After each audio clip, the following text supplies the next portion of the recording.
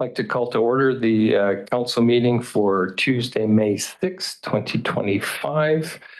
This meeting is being recorded on the district YouTube channel, and don't have my blurb here, but basically I'll have to remember this. Basically all submissions to council, written or verbal, will form part of the public record. I'd like to call to order the meeting. Corporate Officer, any late items? Thank you, Mayor Holmes. So we have one late item and one amendment to the agenda. So the late item will be 8.10, and that is to consider a resolution to authorize the holding of the May 7th council meeting at the Curling Club tomorrow. And the proposed that's a late item. And the proposed amendment to the agenda is to move item 8.1, the audited financial statements, to come before item 6, which is delegations, to accommodate the auditor who has an additional presentation to a separate local government this evening. Okay, thank you. Get a motion to approve the agenda as amended. Councillor Van Elfen, Councillor Betts, all in favor, and that carries. And consent agenda, I think we should probably remove the letter from the Legion and discuss that. So we'll remove that. Anybody else want anything removed? No. So get approval of the consent agenda. Councillor Barkwell, Councillor Betts, all in favor, and that carries. I should note that we have Councillor Patton online for us joining today. Hello, Councillor Patton. Straight into the mayor's report. I don't really have a report today, though I would just like to congratulate our member of parliament, Dan Elvis, for his re-election. I've always worked well with Mr. Elvis, and I look forward to continue to work well with him. And I'd also just like to thank all the other candidates in the riding who ran. As Councillor Barkwell often says, if you don't have candidates, you don't have an election. So congratulations to everybody. Now, CEO, for your report. Thank you, Your Worship. Spring is upon us, and with that, wildlife is on the move. Residents are reminded that garbage needs to be kept in a secure location and that carts should not be placed on the curb before 5 a.m. of your scheduled collection day. Might seem like it's less risky to put out the green and blue bins the night before. However, there are many attractants in those bins as well, so they are subject to the same rules. A fed bear is a dead bear, as once they are habituated to humans, they can become a nuisance and a threat to human safety. And even if they are trapped by conservation officers, locating them in another area can be dangerous to the bear, given that bears are naturally territorial and can attack a newly introduced bear. Young bears likewise do what mom does, and so they also can become easily habituated, which puts them on a trajectory for being a future problem. Summerland is situated near wildland areas, which gives us incredible vistas and recreational opportunities, but this also means we all have to maintain a high level of stewardship since we are so close to these wild natural places.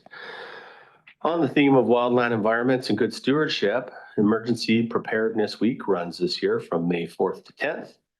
We will be pushing out information on Facebook, including links to information and educational resources such as webinars. It is a good time to think about being fire and flood ready and what you can do to be prepared for an emergency. One simple thing any of us can do is fire smarting our property and cleaning up debris and dead branches and leaves, removing combustible materials and objects adjacent to your home. BC has about 1,600 wildfires a year, and we all need to do our part to protect our community. If you would like to learn more about fire smarting your home, feel free to stop by or call the general line for the fire department or send an email to firesmart@summerland.ca. Another thing residents can do is sign up for emergency notifications or to download the Voyant Alert app at https://voyantalert.com. Respectfully submitted. And with that, I must conclude my report. Yes, thank you. Council, any questions on that? No. So we'll move on to the business item that we moved up, the 2024 audited financial statement. And Director of Finance, you wish to introduce this? Yeah. Thank you, Mayor Holmes. Canadian audit standards require that those with recognized authority have asserted that they have taken responsibility for those statements prior to the issuance of an audit report. The district's auditors, BDO Canada LLP, have completed their audit work and are prepared to issue an unqualified opinion that the financial statements fairly represent the financial position of the District of Summerland as at December 31st, 2024. Once council has approved the statements, BDO will formally issue their opinion. Now, prior to handing today's presentation over to Mario Perotti, partner with BDO Canada and engagement partner for our audit, I wanted to briefly comment on the statements overall. The financial statements show a stable financial position, which was comparable to the previous year. This is in spite of numerous external factors that impacted day-to-day operations, as well as large capital projects throughout the year. Two financial indicators that I would like to highlight this evening are net financial assets and reserves. Net financial assets measure a municipality's ability to cover its financial liabilities with its financial assets at any given point in time. The district's 2024 financial position reflects net financial assets of $7.9 million. And although this is an overall decrease of $340,000 from the previous year, this does take into account the district borrowing $3.7 million for the Prairie Valley Road and primary clarifier upgrade projects. District reserve funds at the end of 2024 totaled $48.5 million, which was an increase of $3.4 million over 2023. This increase in reserve funds is attributed to two factors. The first factor relates to the $10.9 million operational surplus, as these funds had been budgeted to be spent on capital projects. The second factor relates to overall capital spending, specifically the use of reserve funds to pay for those acquisitions. In 2024, the district budgeted $29.7 million in capital acquisitions, with $16 million to be funded through reserves. Actual capital spending in 2024 was $14.3 million, with only $7.5 million being transferred from those reserves. So those two factors make up that increase. I would now like to call on Mr. Perotti to provide council with BDO's overall comments on our financial statements and their audit findings. Mario? Thank you. Thank you for having me this evening. And also, thank you for indulging having me virtually today. Unfortunately, May the 6th ended up being a very popular day for local governments to be presenting their results. But I have here a PowerPoint presentation. I'll walk you through the financial results for the year, and at the end, we'll comment on the audit itself. You do have the full statements in your package, so I am happy to answer any questions off the statements, and then anything I can't answer, I will defer to the Director of Finance. But for the ease of following along, again, this year I have this PowerPoint slide deck.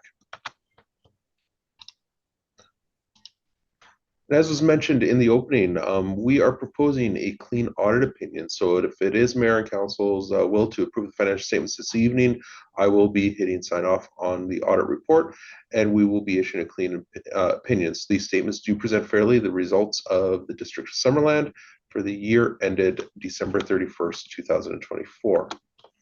And echoing your Director of Finance's comments, what we did see was a stable year.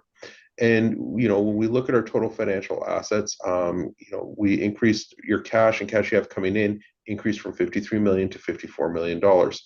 Likewise, we see that our liabilities decreased by $1.6 million if we exclude looking at our MFA debt. So we went from $31.6 million to $30.9 million.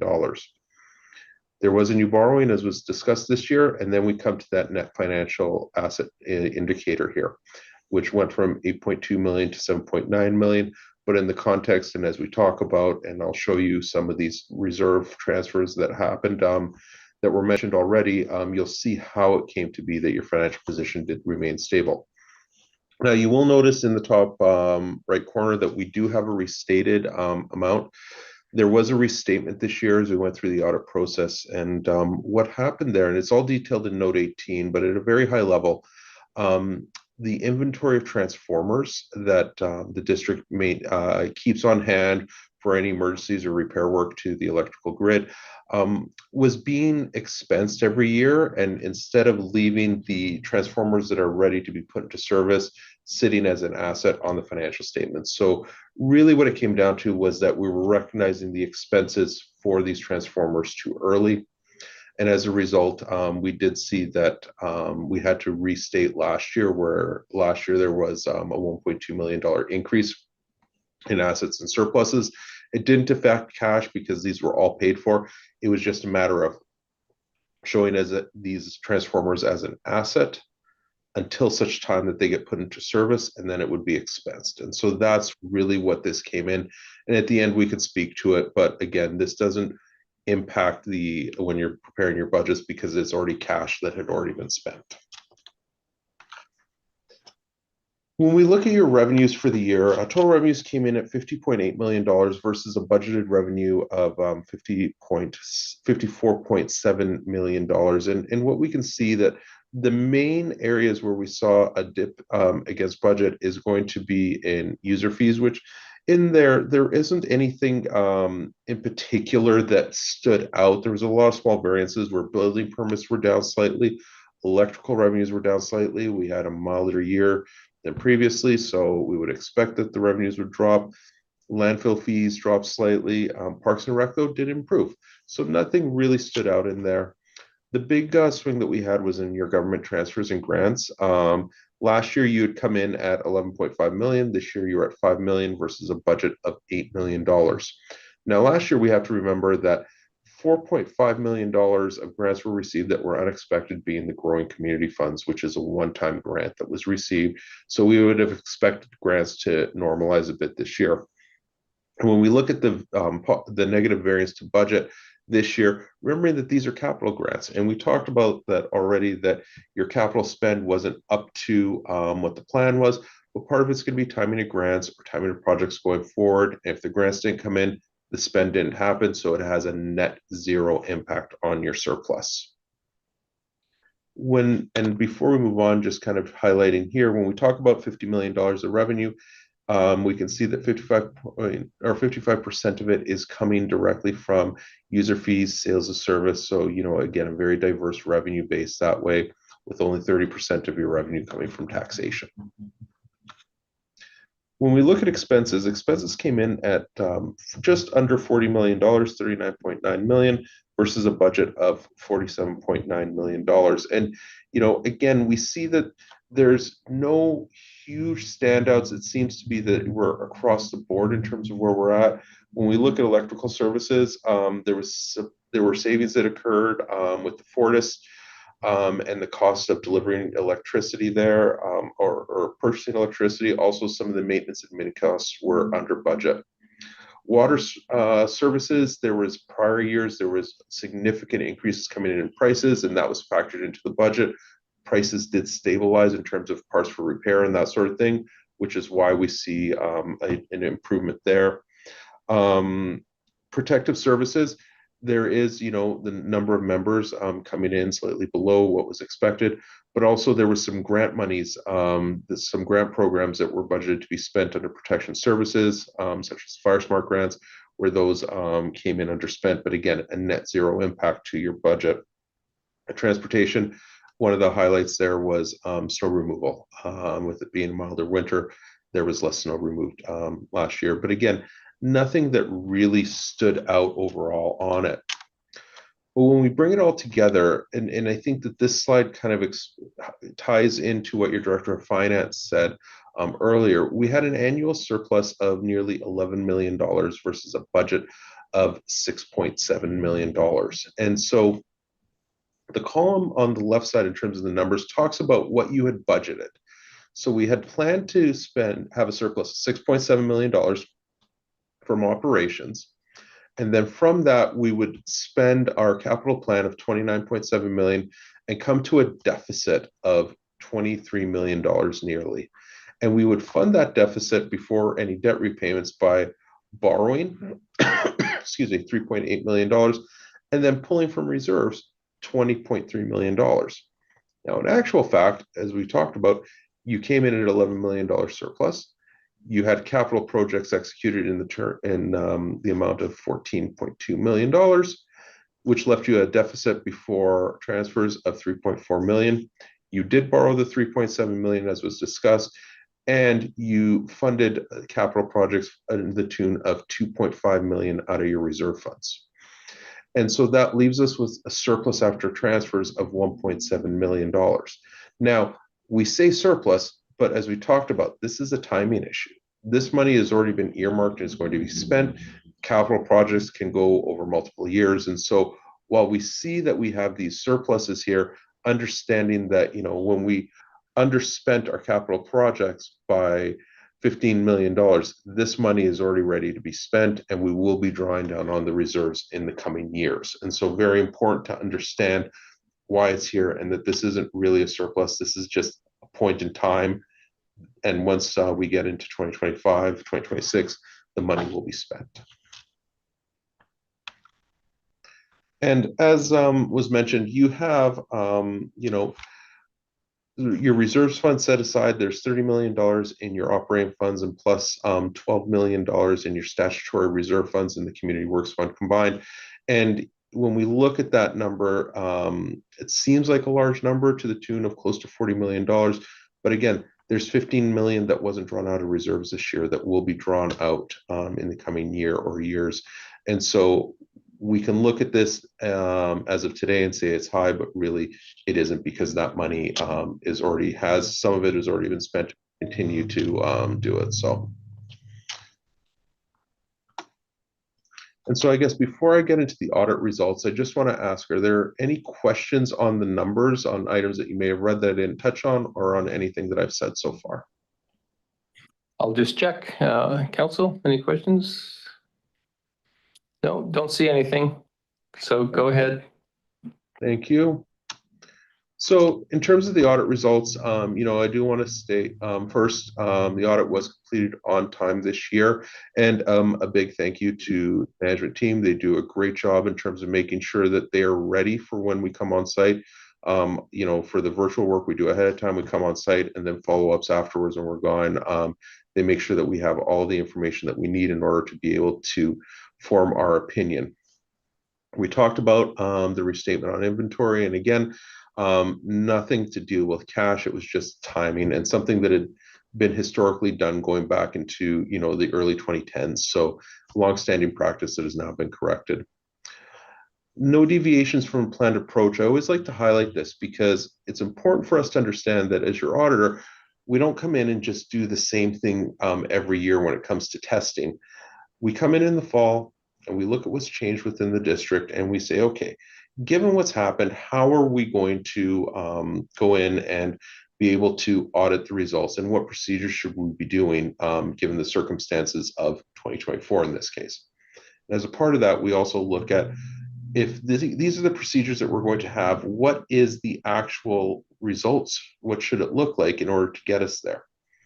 And if our testing yields what we expect it to do, we're able to not deviate from our approach and move on. That's a sign that things are operating the way that they should. And in this case, that's where we're able to get to. So once we start deviating, that's typically the sign that something's not going right. Then the last item, there are transactions with management and council that, for that matter, that we also look at, because obviously senior management and council can influence the financial results. We've seen what's happened in other communities where there's been some, value for money issues in terms of spending on expense reports and that. We come in, we also do specific testing, looking for any anomalies and anything that would be seen as inappropriate. And happy to say that there was no transactions identified as part of our testing that we had concerns with. I will stop there and open it up for any questions on the audit result itself. Okay, thank you, Mr. Perotti. Council, do we have any questions? I'm not seeing any. So well explained, I guess. We understood it all. Yeah. I think we done this dance before. Okay. So if there's no questions, we need a resolution, I believe. Yeah. It's in the report, I guess, to approve the financial audit statements. Councillor Van Alphen, Councillor Peak, any discussion? I'll call the question. All in favor? And none opposed, that carries. Okay, thank you. Thank you. I'll let you go back to your meeting. Thank you very much. No delegations today, so we go into the public comment opportunity on business items. Any member of the public like to come up, state your name and civic address, and you have 2 minutes. Thank you. Hi, Council. Brad Besler. I'm here to speak to agenda item 8.2, which is regarding the change in funding sources for the Wharton Street and Victoria Road projects. As you know, the district is prevented from long-term borrowing for the two projects until my judicial review is decided on its merits. Because of that, CAO Graham Stat has prepared a request for decision for Council regarding proposed funding changes, which recommends a significant amount of the district's reserve funds. And on page 1 of his report, Graham Stat says my petition for judicial review is, quote, without merit. And he goes on to say, quote, once the district is successful in having the judicial review dismissed and is permitted to proceed with the long-term borrowing under the loan authorization bylaws, the internal borrowing would no longer be required and would be paid back to the lending reserves with interest. In the unlikely event that the district is not successful in having the judicial review dismissed, and the public assent process is upset and reversed by the actions of one resident, the borrowing from reserves would be repaid through a significant tax increase, end quote. Now, it's probably nice to hear when Graham Stat says my judicial review is without merit, but the reality is the only other judicial review Graham Stat's been associated with, he lost and I won. I'm the one who's actually in the courtroom and I've had a lot of success there. So I'm not bluffing when I say that I am very confident that I'm going to win this judicial review. I'm going to show the court how the district staff's actions in withholding significant financial information from council and Summerland residents before and during the AAP process was unreasonable and procedurally unfair. And another thing, this isn't just one resident who's opposed to the Wharton Street project, as Graham described. There are a lot of Summerland residents who are upset with the district's actions regarding the AAP process. So when you vote later tonight on whether to use more reserve funds, I'm almost done. May I finish, please? Thank you. So when you vote later tonight on whether to use more reserve funds for the two projects, do not assume that I'm going to lose that judicial review. In my view, and I say this respectfully, pushing these two projects through by using almost all the district's roads, water, and parks reserves would be a reckless financial management decision. And I hope you have the foresight to see that there may be significant unexpected capital costs for Summerland in the near future that those reserve funds are needed for, just like with the new pump gallery for the water treatment plant this year. Thank you for the time. Okay, thank you. Is there anybody else who'd like to make a comment on business items? Don't see any. We'll move on to the business items, and the first one will be the Wharton Street Revitalization Project and Victoria Road internal boring. And I'll turn this over to the CAO, I believe, or that's your name's on the list. So Thank you, Your Worship. So a recent judicial review petition filed by a Summerland resident has delayed the approved long-term borrowing for two critical infrastructure projects in the district's capital plan. Long-term borrowing provides long-term payback options at affordable rates for these kinds of projects. Further, the district has only used a fraction of its borrowing potential.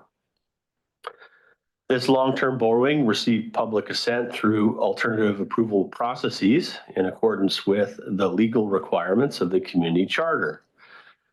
Council has indicated that these projects, which are published council priorities since 2022, need to continue.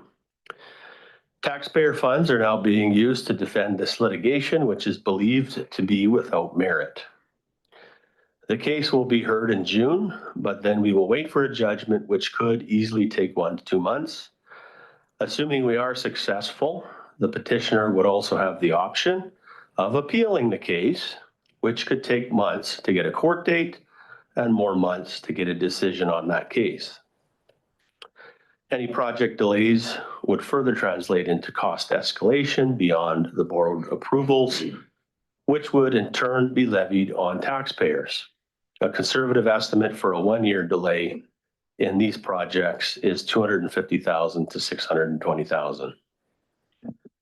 As an alternative approach in the interim, I am pleased to report that the Ministry of Municipal Affairs has confirmed that municipalities are permitted under Section 189, 4.1 of the Community Charter to use monies held in reserves through an internal borrowing process. Staff are recommending this process be activated. Once the district is successful in having the judicial review dismissed and is permitted to proceed with the long-term borrowing under the loan authorization bylaws, the internal borrowing would no longer be required and would be paid back to the lending reserves with interest. In the unlikely event that the district is not successful in having the judicial review dismissed and the public assent process is upset and reversed by the actions of one resident, the borrowing from the reserves would be repaid through a significant tax increase or long-term borrowing under new loan authorization bylaws after a new alternative approval process. With that, I'll turn it over to our Director of Finance to walk us through the details on how that would work. Thank you, Graham, and good evening, Council. Graham spoke to why this report is before you this evening, so I'm not going to reiterate those points. My comments are going to focus on the proposed alternative funding method for each of the 2 projects, as well as the potential financial implications for Summerland residents. So the first project to review is the Wharton Street Revitalization Project. As noted on the screen, the project budget has not changed. The only changes are related to funding. The original funding methodology utilized $3.365 million in external borrowing. Due to factors already discussed, the revised funding methodology utilizes $1.812 million in internal borrowing from the district's road DCC reserve fund. Now, in addition to this internal borrowing, the plan also utilizes $240,000 of storm drainage DCCs and an additional $400,000 from the parks DCCs. The last change is to utilize $912,500 from the Canada Building Fund, which was the old gas tax. Now, I do want to note that utilizing this funding from the Canada Building Fund will require 2 projects that are currently budgeted in 2029 to be deferred into 2030. So a 1-year deferral. The slide on the screen now compares the financial implications of both the old and the new funding methodologies. The original funding plan, as noted earlier, utilizes a $3.365 million in external borrowing, now amortized over a 25-year period. That results in an annual debt payment of $232,776, which requires a property tax increase of 2.15%. And that works out to $39.39 to the average homeowner. The new funding model uses $1.812 million in internal borrowing. That's to be amortized over a 5-year period. This results in annual debt payments of $409,047, and it results in a property tax increase of 3.77%, which would cost the average homeowner $69.21. So that's should the judicial review not be upheld or overturned, this is what taxpayers would be looking at. The second project is the Victoria Road project. And like the last one, this project budget has not changed. The only changes are related to funding. So the original funding methodology utilized 2.693 million in external borrowing. Now the first change in the new funding methodology is to reduce overall borrowing by $1 million, as the district was successful in receiving a grant to help fund a portion of the water upgrades. And just staying in the water fund, those are all the blue ones, by the way, on the screen, blue for water. Staying in that water fund, the revised plan proposes to defer the Lamella Block capital project that was slated to be done in 2025, pushing that out into 2026, and using the $150,000 budget savings for Victoria. Additionally, the proposed plan allocates an additional $200,000 of unallocated funding currently in the Water Capital Reserve. And the final component of the water side is to internally borrow $500,000 from the Water DCC Reserve. Now, in terms of the general fund project components, the only funding change is to internally borrow the $843,470 from the Parks Dedication Reserve instead of external borrowing. So in terms of financial implications, the original plan, once we account for that $1 million grant we received, utilized $1.693 million in external borrowing, again, amortized over a 25-year period. That resulted in annual debt payments of $117,000. That requires a property tax increase of 0.57% and a water rate increase of 1.06%. So the total of those increases on an average household equates to $20.42. And the revised project, again, should the judicial review be upheld, it utilizes $1.343 million in internal borrowing that would be amortized over 5 years. Our debt payments are $294,661, which equates to a tax rate increase of 1.71% and a water rate increase of 1.97%, with a total cost, estimated cost to an average house of $50.50. So that concludes the financial component of that report, and I leave it to give it back to council. Thank you very much. Council, do we have any questions?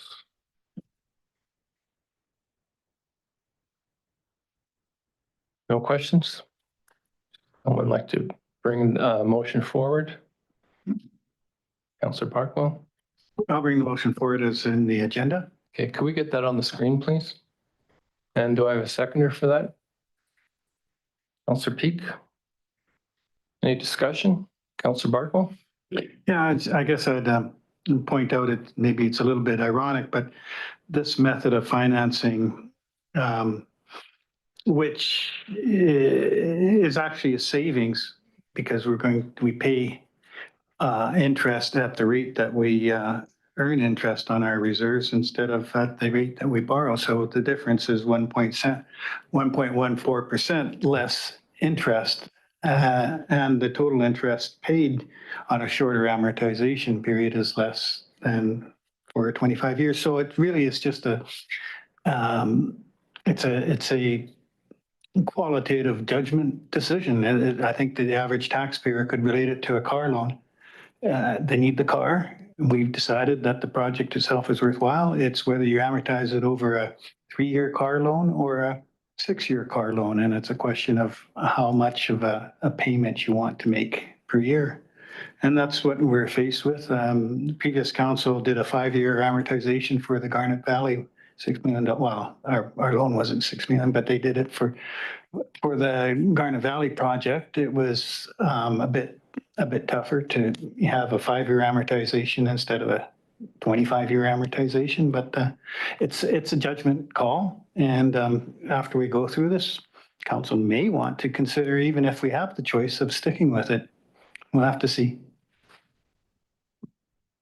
Okay, thank you. Anyone else? Councillor Peak. Thank you, Worship.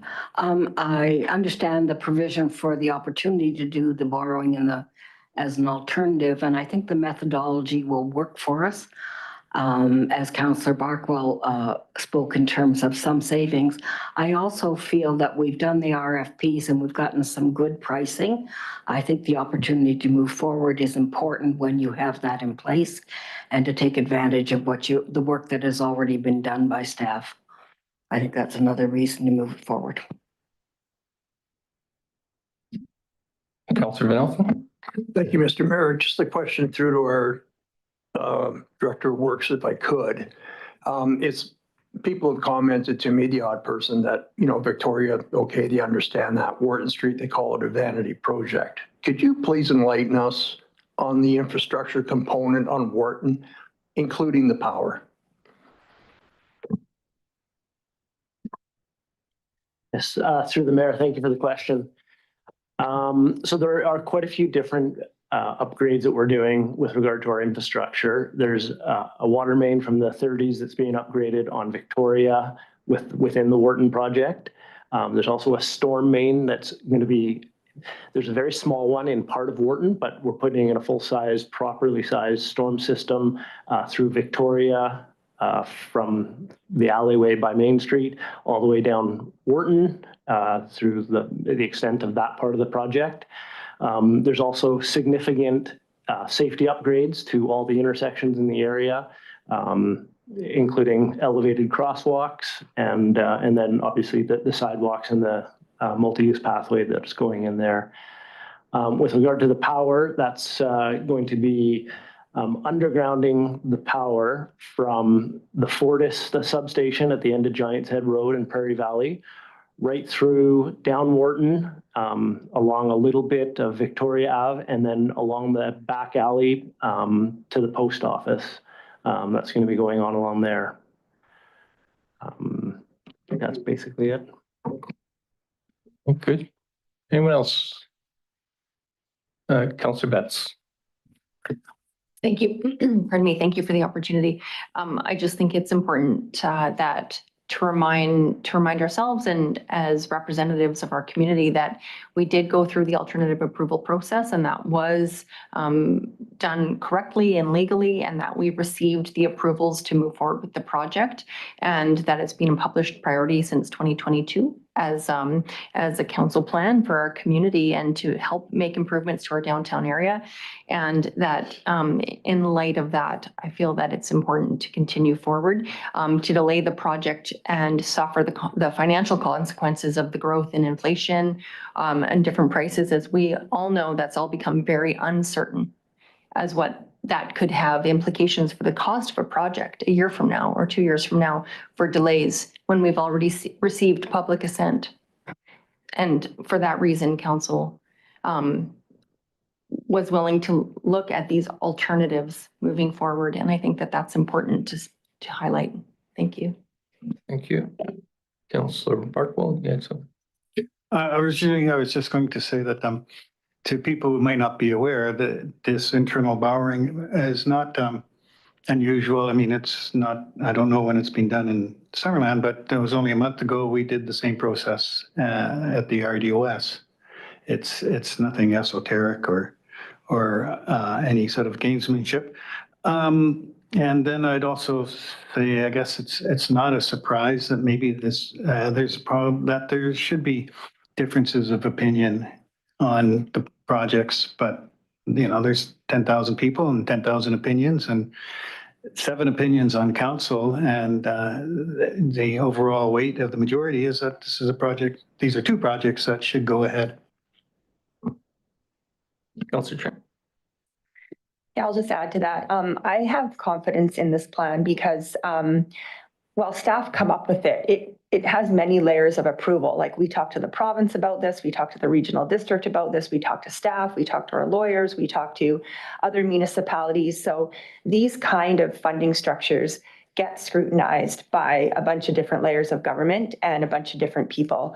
And for that reason, I have confidence in it. Not everybody's going to agree with it, but it's what we have to do right now. And I think that again, with the AAP as well, like AAPs are not perfect, but they are the tool that the province gives us in order to get approval from our public without charging a whole bunch of money to do referendums every time. And so we use that tool and we get approval, and then to not honor that once it's gone through legally and everything's been done right, to not honor that, like then I feel like I'm letting down a larger portion of the electorate. So some people didn't agree with it, and that's fine. I totally understand that, but more people did. And so I also take that into considering when I'm making these decisions. So yeah, again, not perfect, but I think it's the right decision. Yeah, and I'll just say that, fixing our core municipal infrastructure has been talked about for a long, long time. And it was a key issue in the last local election. We all spoke about it. And right out of the gate, after the election in 2022, we made the protection and enhancement of our core infrastructure our first priority in our strategic plan. And we made paving more roads the first action under that priority item. These two projects include essential road reconstruction. And they also, as the Director of Works said, include water main and stormwater upgrades. They include sidewalks and pathways. They include burying overhead power lines. They've all been planned out over years. And the public, local businesses, the school board, they were all consulted all along the way. And the Wharton Street project specifically, is a key piece of the downtown neighborhood action plan, which was guided by a task force of local residents. The planning has been carried out to identify and to respond to the community's needs. And after each round of consultation, changes and adjustments were made to the plans right up until the end. The AAP provided that final confirmation to fund these projects. And I understand that not everyone likes the AAP process, but it's the tool that's given to us by the province. And I'm confident how staff ran the process for both projects.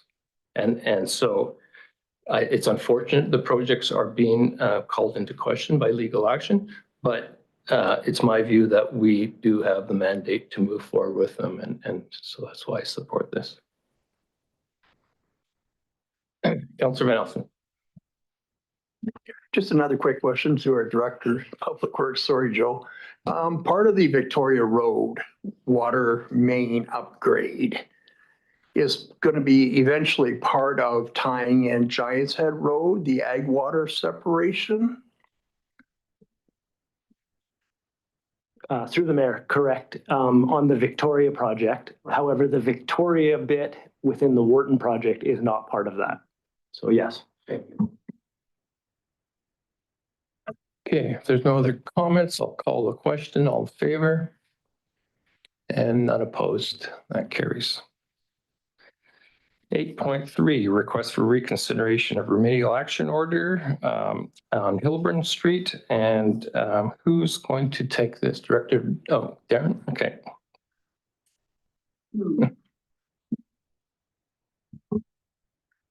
Thank you, Your Worship. The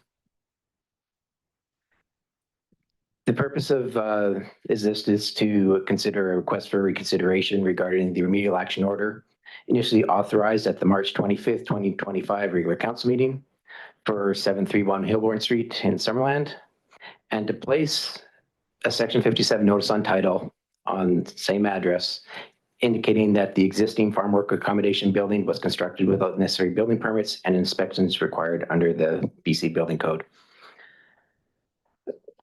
Much of this was discussed at the previous council meeting, so I'm willing to open that up for questions if there's any clarification needed. But as far as things go, the remedial action order on the cherry report, on the new cherry sorting facility, and notice of consideration of placement of a section 57 notice on title due to the construction of a different of different buildings without permit were authorized by District Council on March 25th, 2025 regular council meeting. Notice for the remedial action order was hand-delivered to the owners by district staff on April 3rd, 2025. The remedial action order called for 30 days to complete the required work from date of delivery of notice, which translate to a date for completion of May 4th, 2025. The owners have asked for reconsideration of the state, requesting an extension to June 10th, 2025.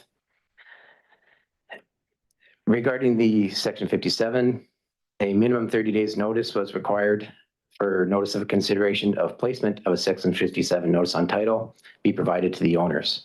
This notice was also hand-delivered to the owners on April 3rd, 2025, which allows for this matter to be considered at tonight's meeting.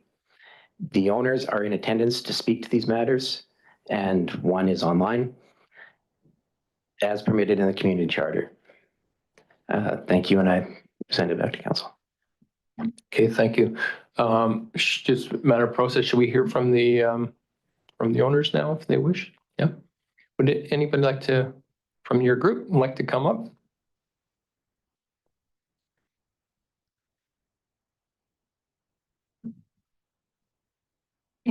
Thank you. I'll be speaking first, and then we've got our professionals as well that are here to speak on more of the technical matters.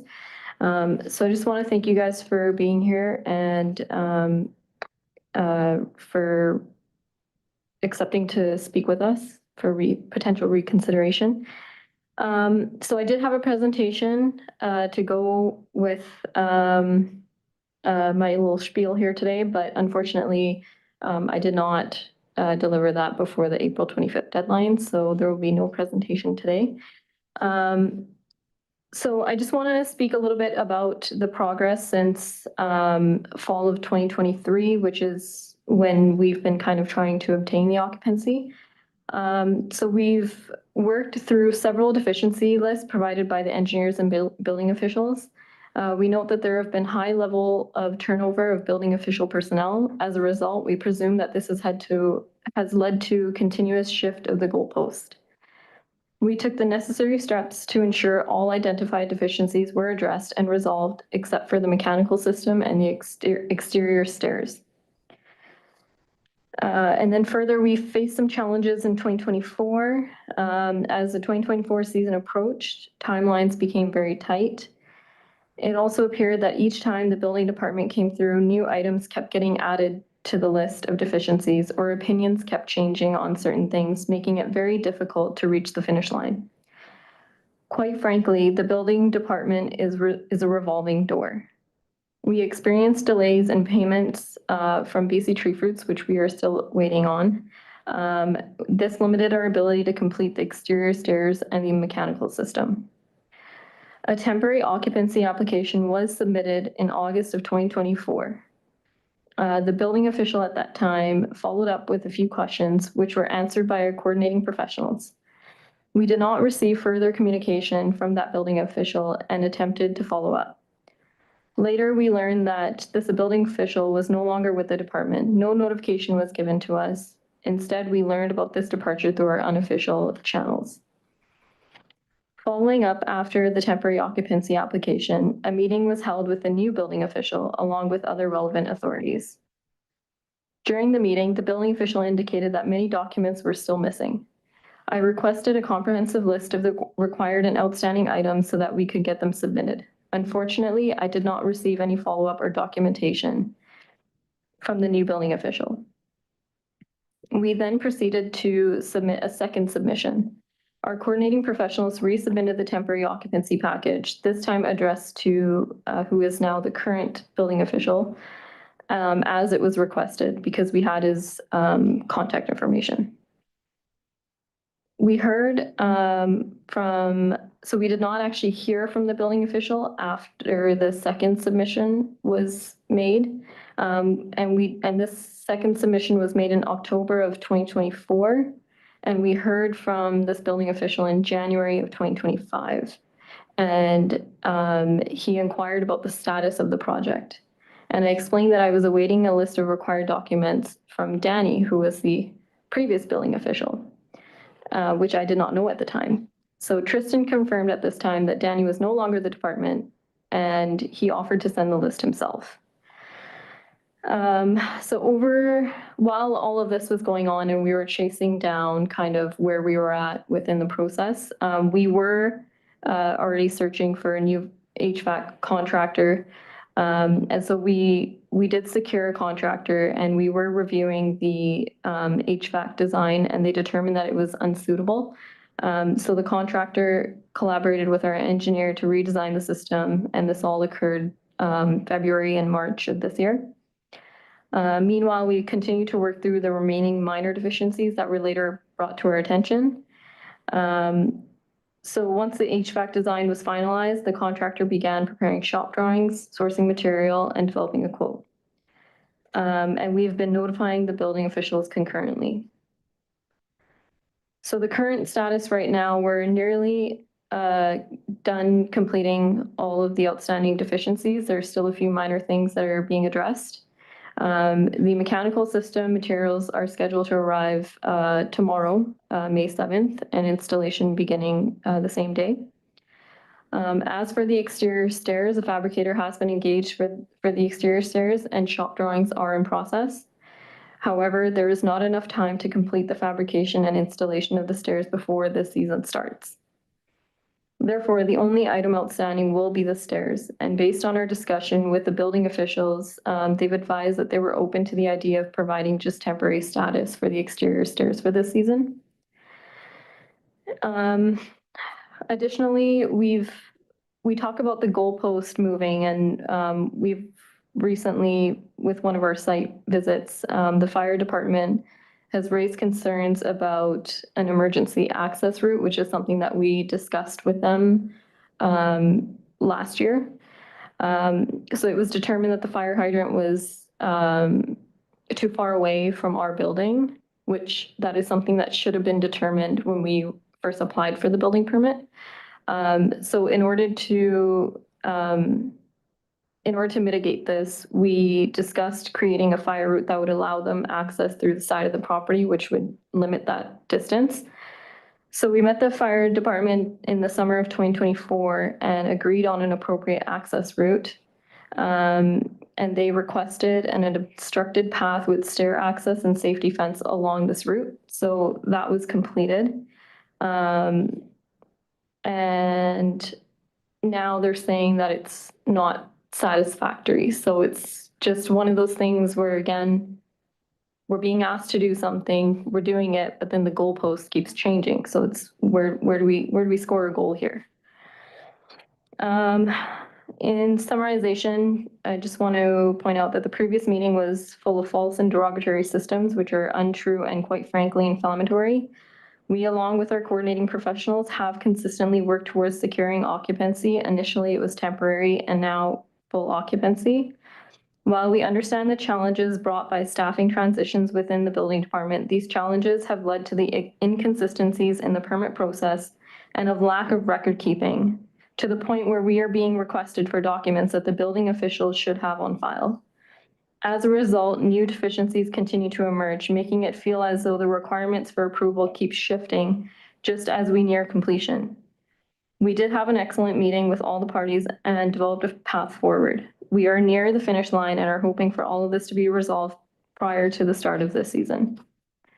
Therefore, we are requesting extension until June 10th. This additional time would allow us to complete the outstanding work and give our professionals time to finalize and submit their schedules. A meeting with building department and bylaw enforcement was held on April 17 to review the progress and address any potential issues. So that was quite positive. And I did want to speak on the Section 57. So in October 2023, we were given time to prepare financially for a decision in April 2025. However, the tree fruit industry has experienced 2 extremely difficult years, and this has impacted our finances significantly. We've also incurred additional expenses to move towards occupancy. So our financial position would be much stronger in May of 2026, allowing us to apply for a demolition permit in March 2026 and remove the structures by May. However, if the season is financially successful, we do aim to proceed with demolition sooner. The request for a May 2026 timeline ensures that we can act once seasonal working capital is available and help avoid the need for an extension request in the fall if needed. Thank you. CO? Thank you, Your Worship. Needless to say, we have a very different view of a lot of the events that have been relayed there. I think it's good to hear from the applicant. I'm not sure it'd be a good use of time to rehash all of our perspectives on all the points that were made. The key thing we're recommending today is the extension, and we've done that collaboratively. That's why it's the staff recommendation in the report. But of course, we're happy to answer any questions of council if there's any specifics you would like to dig into. Okay, Ms. Sandus, would somebody else, you said you would like to speak?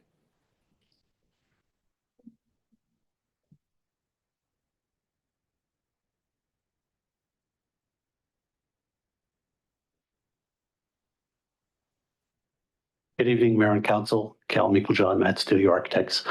We've been the coordinating professional on the project since 2021. That's 4 years. Seems like a lot longer for all of us. The Sandus talked to us quite early on about the issues they have had to deal with the work that had happened on the site in the past. It hasn't always been easy fixing problems. But they've worked really hard, and as you probably know, they've had several bumps in the road. BC tree roots dissolution is one of them. The utter destruction of the crop for a season is another one. Those are the financial things. I know the district has had turnover. Lots of municipalities have. We're there to be as consistent and help along the way. If there's documents missing, your municipality wouldn't be the first one to lose them. We're happy to provide them again. It's not a problem. I wasn't at the last meeting, but I read the paper and I said, I hope that's not accurate reporting, because we've been involved from the beginning. When things went quiet, we don't go to the site. We are there reviewing as we need to review under our professional requirements, the BC.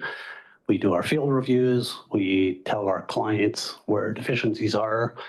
Sandra and I from our office, he's one of our senior techs. We dropped by tonight and advised Chanpreet, well, actually, that stair tread needs fixing. And there's a couple of things that have popped up. Unfortunately, when you come in with fresh eyes, probably what happened to, and the most recent inspector to see things with fresh eyes, perhaps saw a thing or two that wasn't done. And that happens all the time, all buildings, even brand new ones that are, clean from the very beginning. And this has been a bit of a messy one, but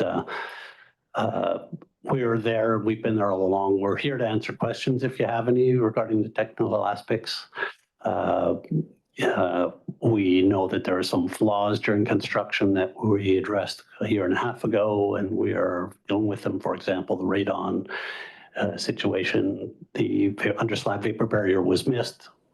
And so they've just finished applying a new coat of sealer that took about 6 weeks to find the right one after looking about 10 different suppliers. None of them had vapor permeance perm ratings. The one that they've applied had sufficient.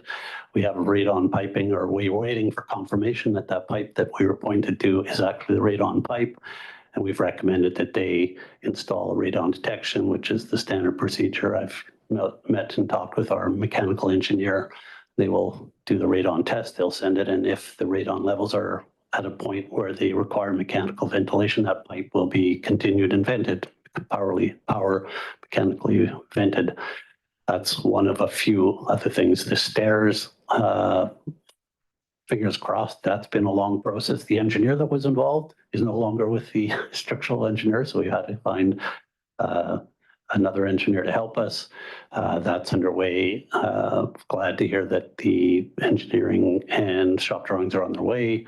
Mechanically, there's been lots of discussion. Various other food processing plants don't have this kind of ventilation that our engineer wanted, but that's his professional opinion. So the client has been required to spend that money and install that system. So that's underway.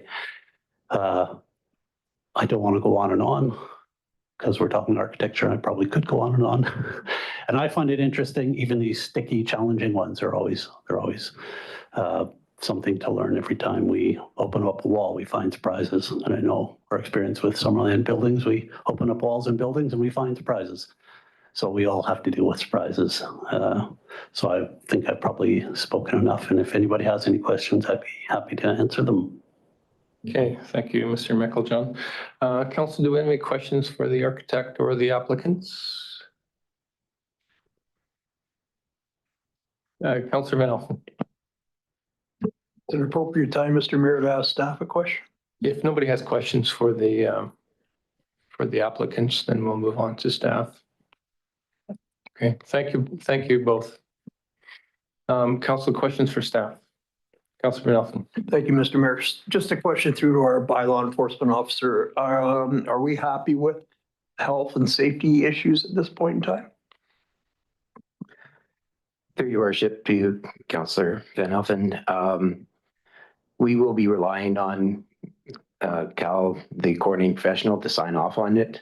And but they have indicated that the health and safety issues with the new cherry sorting facility only will be addressed by the June 10th proposed date. Thank you. Okay, anyone else? Councillor Betts. Thank you. And just to kind of go along that line of thinking, thank you, Mr. Mayor. So all of the mechanical deficiencies, health and safety for the cherry sorting facility should be in line by June 10th, should the extension be given. And are we also voting on a secondary delay about the demolition of the other building? Just trying to procedurally understand. We're just working on the one cherry packing facility decision at this time. Is that correct, Mr. Mayor? Staff? Mr. Dolvett? Yeah, we numbered the resolutions separately so that they could be voted on separately by council. So you can deal with the extension to the remedial action order first, and then you can review the consideration of the notice on title second. Okay, so let's deal with number one first, the extension. My question is, okay, so what happens if June 10th comes around and it's not, the work hasn't been completed? Yeah, I could take that one. So as per council's previous remedial action order decision on March 25th, the action that we were going to be proceeding with was to disconnect utility services, specifically water and electrical. And our main goal with that is to prevent unauthorized occupancy during the cherry sorting season. And so that was what council's previously directed to us.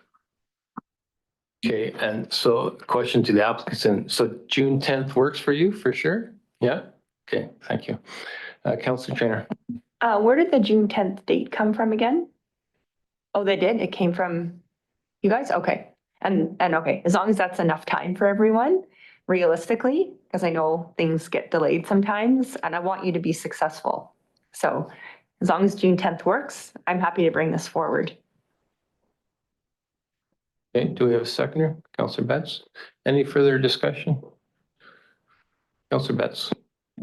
I think that this is a reasonable request for an extension, and provided that it can be completed, then that would be amazing to be able to support this local business moving forward with a successful cherry packing season. Okay, so no further discussion on the first one. So this is oh, sorry, Councillor Patton, you're tiny in the corner there. I can't see you. Go ahead. Thank you, Worship. Yes, I'm hiding in the corner. Are we going to be talking about the second part of that motion now, or? Yes, after we vote on the first one. Okay, perfect. May I hold off until after the vote, please? Okay. Yeah. Thank you. Okay, so this is a call to question on just the extension to June 10th. So number one, all in favor? And none opposed, that carries. So now the notice on title, number two. Councillor Patton, go ahead. Thank you, Worship. Question to staff. So if Mad Architecture is coming through with all their schedules, they've got their structural, their mechanical, and we're looking at a June 10th completion, except for maybe a temporary on the stairs, why would a notice on title then be required? Thank you. Mr. Dolvin? Yeah, through your worship to Councillor Patton. So going back to the March 25th report, and we didn't go through the context tonight because we previously presented this to council on that March 25th meeting. The section 57 notice on title deals specifically with the older existing building that was on site prior to them coming forward with a building permit, that farm worker accommodation that never received a building permit from a number of years ago. So I believe the applicants, the owner's intent is to demolish that part of the structure, which is great news for us, but we want to make sure that that does continue to move forward even after an occupancy is given for the new part. So that's the reason for this section 57 notice on title. Sorry, do you mind if I just jump into that, just add a little bit more color? So we were the ones that actually proposed the idea of demoing it. We looked at potentially bringing it up to code, and we realized that it didn't fit our business model anyways. As you can see, the crop is massive. We are fully booked for the season up ahead, and we potentially need more cooler space. So from our financial business plan, it made more sense for us to demo it, and the building officials were supportive of that. So I think that's our intention. So the only concern we have with that is making sure that it works within our OpEx budget. And we propose, I know the building official asked, and it was a fair question during our April 17th meeting of, why don't you just demo it in September after the season's over? Unfortunately, we still have other work to do. We've got apple seasons. We got to make sure we pay off all of our growers for cherries. Our goal is internally, we like to pay them off before September 30th. And then in October, it starts getting a little bit cold and we're still tied with apples, versus applying for a March permit and then looking at a April, early May demo, being that it fits in our budget. And number two, our workers start coming in so that we can do a precise and methodical and a very thoughtful demo. So we don't want to really rush it.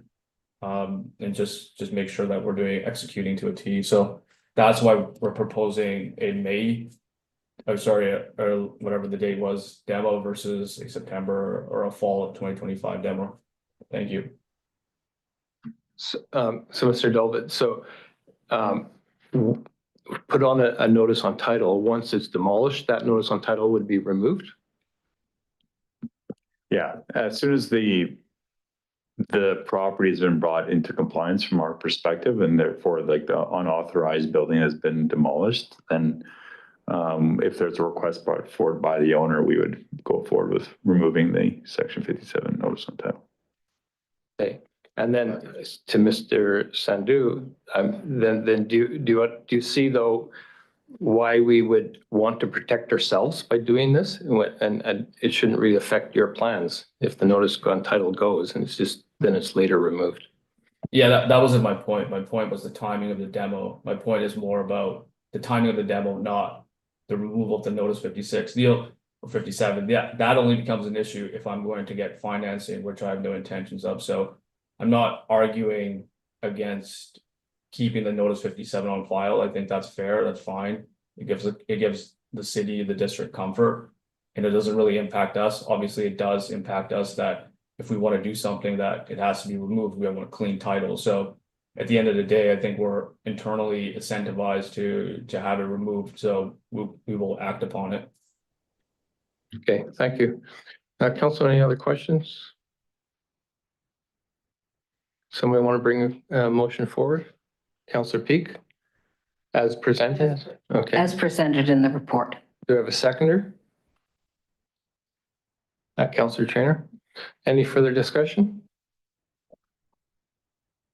No discussion. I'll call the question. All in favor? Any opposed? None opposed. That carries. Thank you very much. Thank you.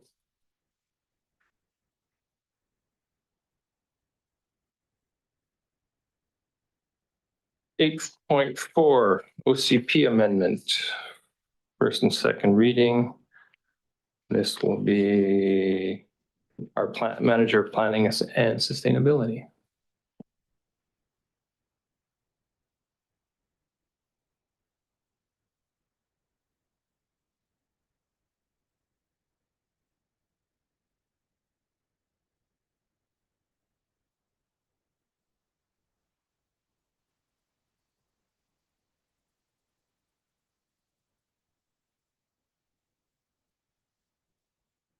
Okay, good evening, Mayor and Council. I'm presenting today the first and second reading report for Z24-008 for consideration of a zoning and OCP amendment.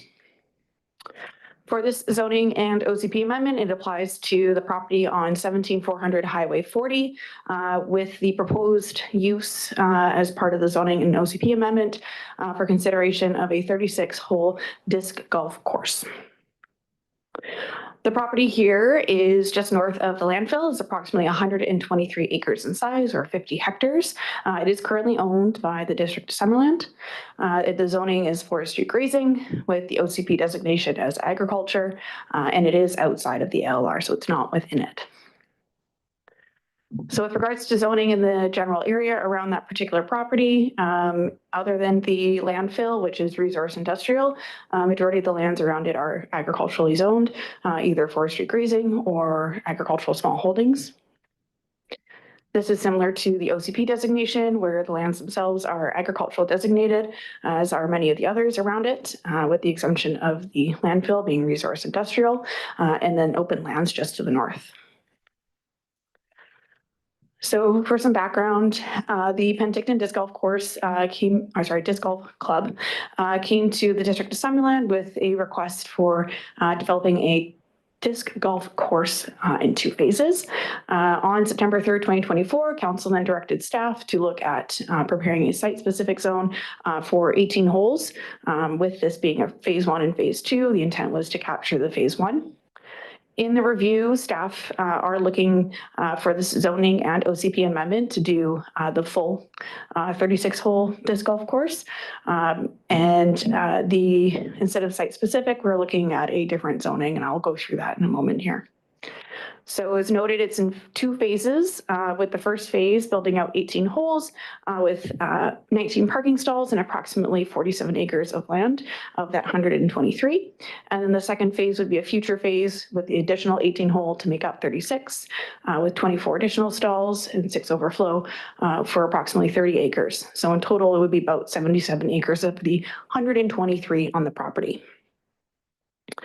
So this is an image of their proposed area for first and second phase. The first is in yellow, the second in blue there, with the parking just noted. All of that, though, is the 77 acres that is being considered for zoning and designation changes. And then on the second map here, it just shows the proposed layout of the tees and the land for the disc golf course on the first phase only. And then the green is just showing all the existing trails. So as noted here, we do have a number of areas proposed for the disc golf course with some of the baskets and infrastructure as well as signage. So this is going to be captured within the zoning as well. And the phase 1 parking, just showing how it would look in its first part there with the first 18 holes. And then the second half of the phase 2 parking, showing the additional 24 plus 6 overflow. So in staff's review of this application, we reviewed the official community plan, and a note as the parcel is currently agriculturally designated. It does not support recreational uses, so the disc golf course in the current form would not have fit. So staff have looked at that as a way to look at a different zone or designation. And so we looked at the open lands designation in the OCP. Staff believe this is a better fit because of the rural nature of the property and location, and the designation of open lands intended to support open land recreation and spaces. This is also then reinforced by the OCP policy to retain open lands to complement the rural image of the community. Looking at zoning, the current zone is forestry grazing, which again is another agricultural-based zone and does not support recreational uses. So in staff's examination, while a site-specific provision was originally requested in the review of this, staff felt that it was more appropriate to go forward with a CD zone or a comprehensive development zone, as a site-specific provision should still fit within the intents and purposes of the zone. And at that point in time, it didn't make sense to add a recreational use to a primarily agricultural zone such as forestry grazing. With the comprehensive development zone, the use of this would allow the district to more directly manage the use of the land by ensuring only those uses that are complementary to the disc golf course are permitted, and to reduce land use conflicts, as well as to just further manage the development of the lands for its intended use. So looking at just some high level of the CD zone that's being proposed for the disc golf course, we have the principal uses being recreational services outdoor, which would capture the disc golf course use. This is an existing zone, existing use definition in our zoning bylaw. While it does say golf courses, it's an overarching definition that staff believe would capture the use of the disc golf course. And then we've included recreation open land. Again, because of the open land proposed designation of the lands that we're proposing, we felt this was appropriate as well, as it helps to do low impact recreational uses and activities on the land. And again, because this is still within an area that's kind of agriculturally used, we have said as an accessory use, the agricultural can still be permitted, but just through limited grazing. And then of course, some accessory buildings and structures. So as part of the process for this zoning and OCP amendment, internal staff comments were provided. I'm not going to go through all of these, but I'll just provide some highlights. Parks and Rec looked at some of the concerns with garbage removal, looking at conflicts between users, how the site would be managed, etc. Fire department noted some wildfire mitigation that's already taken place on the property in the Trappers area. And then there was a note there as well from Environmental Services and Works, just with regards to parks needing to be away 300 meters from a landfill, and the property itself is over 300 meters away. We also did external referral comments to Shaw, TELUS, and the Ministry of Environment and Parks, as they are adjacent on Crown land, and we have not received any comments from those three external agencies. We also referred the application to the school district number 67 on April 25th, and at the time of this presentation, staff have not received any comments, but if we receive any coming up to the public hearing that's being proposed, we will also provide those to council. This was then circulated and reviewed by the APC, the Advisory Planning Commission. Again, similar comments were raised, similar to that of staff from the internal review, that there were concerns for conflicts between users on the site, looking at site management with either soil and erosion and general cleanliness, as well as looking at engagement with additional recreational users, just due to the limitation of our regulated requirements for circulation during the public hearing process. There are concerns that it may not have captured all the users of the site that could possibly be impacted by the rezoning and redesignation, and by purview the addition of a disc golf course to the property. With that being said, the APC supported staff's recommendation, so they recommended to council to support the zoning and OCP bylaw amendment for this property. So as part of this, staff also wanted to address some of the, kind of overarching concerns, but also site changes that would result if this were to be followed through and approved. So looking at parking, because of the extensive parking that's proposed, about 49 stalls, and because it's already, popular area, because of the disc golf course, they are proposing to do upgrades and enhancements to the existing parking space with, proper graveling and formalization of it so that there wouldn't be parking outside of, existing graveled areas, and it would help to reduce some of the impact on the adjacent land and possible sensitive areas. They've also noted that the installed infrastructure is quite low intensity, that it can be easily removed. So in the case that if for whatever reason, if this is approved, but in the future, the disc golf course has to remove and leave the property, it is easily removable and can put the lands as it was. Lastly, the conflict between users was a common concern. So they have provided assurances, the Penticton Disc Golf Club, that they have been able to manage this on other disc golf sites, such as Three Blind Mice, but have also assured that they would want to install signage as a way to make other users in the site, as well as disc golf users, aware of hazards between recreation users that come through there. This is also noted in the CD zone to require additional signage as well. So in staff's recommendation, we looked at several things. We looked at, the zoning and designation to make sure that it's appropriate for the proposed use. So the rezoning and redesignation would allow for an appropriate recreational use, such as a disc golf course on the property.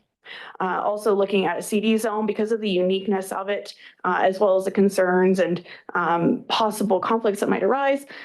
Staff believe the CD zone would be the most appropriate planning tool to accommodate all the uses and complexities that come with building out a disc golf course on this property. And it also allows just more oversight from the district as well as council as well. With the proposed use, it also looks at opening up lands for recreation and supporting additional recreation sites in the community, which is meeting an OCP policy objective from the open lands. And then lastly, looking at just on-site improvements by way of the disc golf course, providing improved parking and trails, which would be added as part of the development. As noted, there were concerns with the engagement and the extent of that for this project. So staff are recommending that council take into consideration extending the public hearing date till June 17th instead of the next council date being May 27th. This would allow us to engage further with users of the site with a three-pronged approach. One would be to require additional engagement with other recreational users within the area, which would not otherwise be captured within that 60-meter circulation, to install a development application notice sign so that it is more visible and aware for those who access the site right now, and so that they can provide comments if needed, again, because they likely won't be captured within that 60-meter circulation. And lastly, to just do additional advertising of that public hearing through our social media and through our webpage, which would also support the recent amendment to our notification bylaw, which encourages those two uses to be applied for future public hearing notices. And this is my staff recommendation. Thank you. Thank you very much. Council questions. Councillor Betts. Thank you, Mr. Mayor. Thanks for the presentation, Odessa. I think you bring forward just like some sensible points, and so I really appreciate how well it's explained. I just have a couple kind of sort of smaller questions. Talking about having a development sign placed up at the site, I think those are really good just communication tools. I think it's a good idea to push back the public hearing as to have the community have a little bit more consultation. I think that's a great idea. On that board, if it's going to be on the site, is there a method for residents to give their feedback? For example, is there like a QR code right on that board or something along those lines? Through the chair to Councillor Betts. So I don't know if we've required a QR code, but it will have all the necessary information that's legislatively required to put up a development notice board. So we have our development application bylaw. I think that's, yeah, procedural bylaw. that does have specific requirements for what needs to be on it. And so it would include any communication, like such as an email or a phone number, in order to submit your comments or concerns. Thank you. And just my second comment on this, just as I'm seeing it come together, one of the points made by actually, I think most of the referring parties about not necessarily flush toilets, but there should be some sort of, can we develop some pit toilets on site? For example, over in Naramata side, you've got like by the KVR trails up in the middle of nowhere, you've got pit toilets that are publicly accessible. And I think that the more people are going to be up there, it's already, when you take your kids up to Trappers, there's nowhere to go. You're running a long way for a tree that's hidden far enough. And, I think it's just an important part of having both women and men and all users on site that we can accommodate that. Thank you. Thank you. Anyone else? Councillor Peak. Thank you, Your Worship. I have to agree with some kind of sanitary pit. We have one on the KVR on the Centennial Trail, and I think that it would be necessary in this. I think that actually the use of the disc golfers may be an improvement in that area for many reasons. And it gets more people that are out there if there are things going on that are unsavory or if something happens with somebody with a bike, there's more people around if there was an accident. So that coverage is a good thing. I don't have a problem with the community plan amendment, but I wonder, do we have an agreement with the golf disc people? And I was concerned about, well, not concerned, just wanted to ask the question in terms of, does that have is it a 5-year agreement? And is there any provision for them to have some insurance or how does that work out, if I may ask?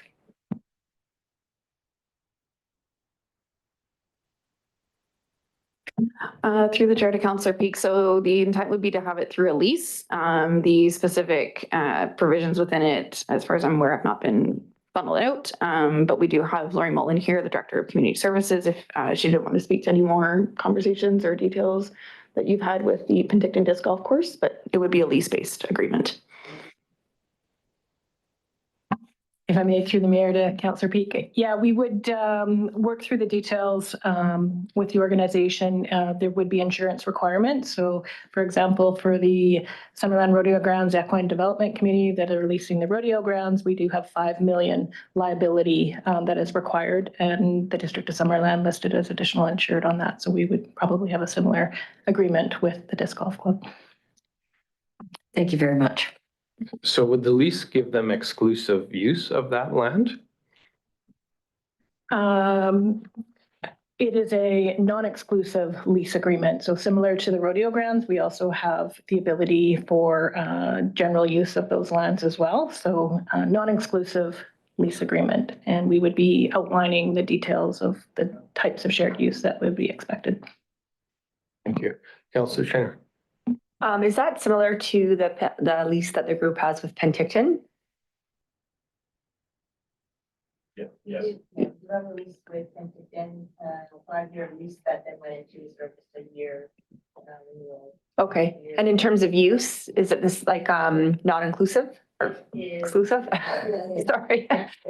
Share. Okay. Yeah. Okay, great. Thanks. Okay, so multi-use. Yeah.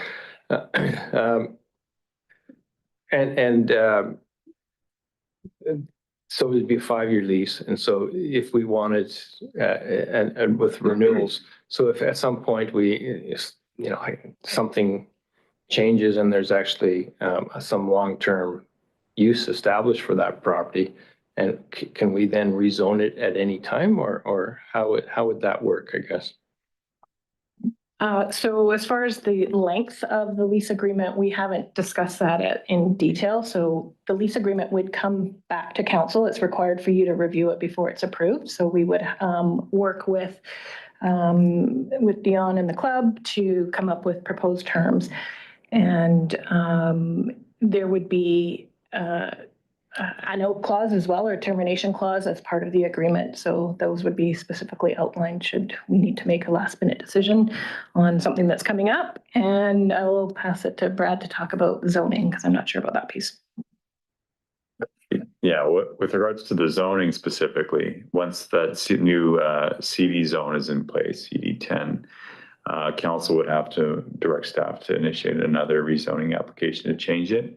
I would mention though that the zone as constructed would allow for any recreational outdoor use.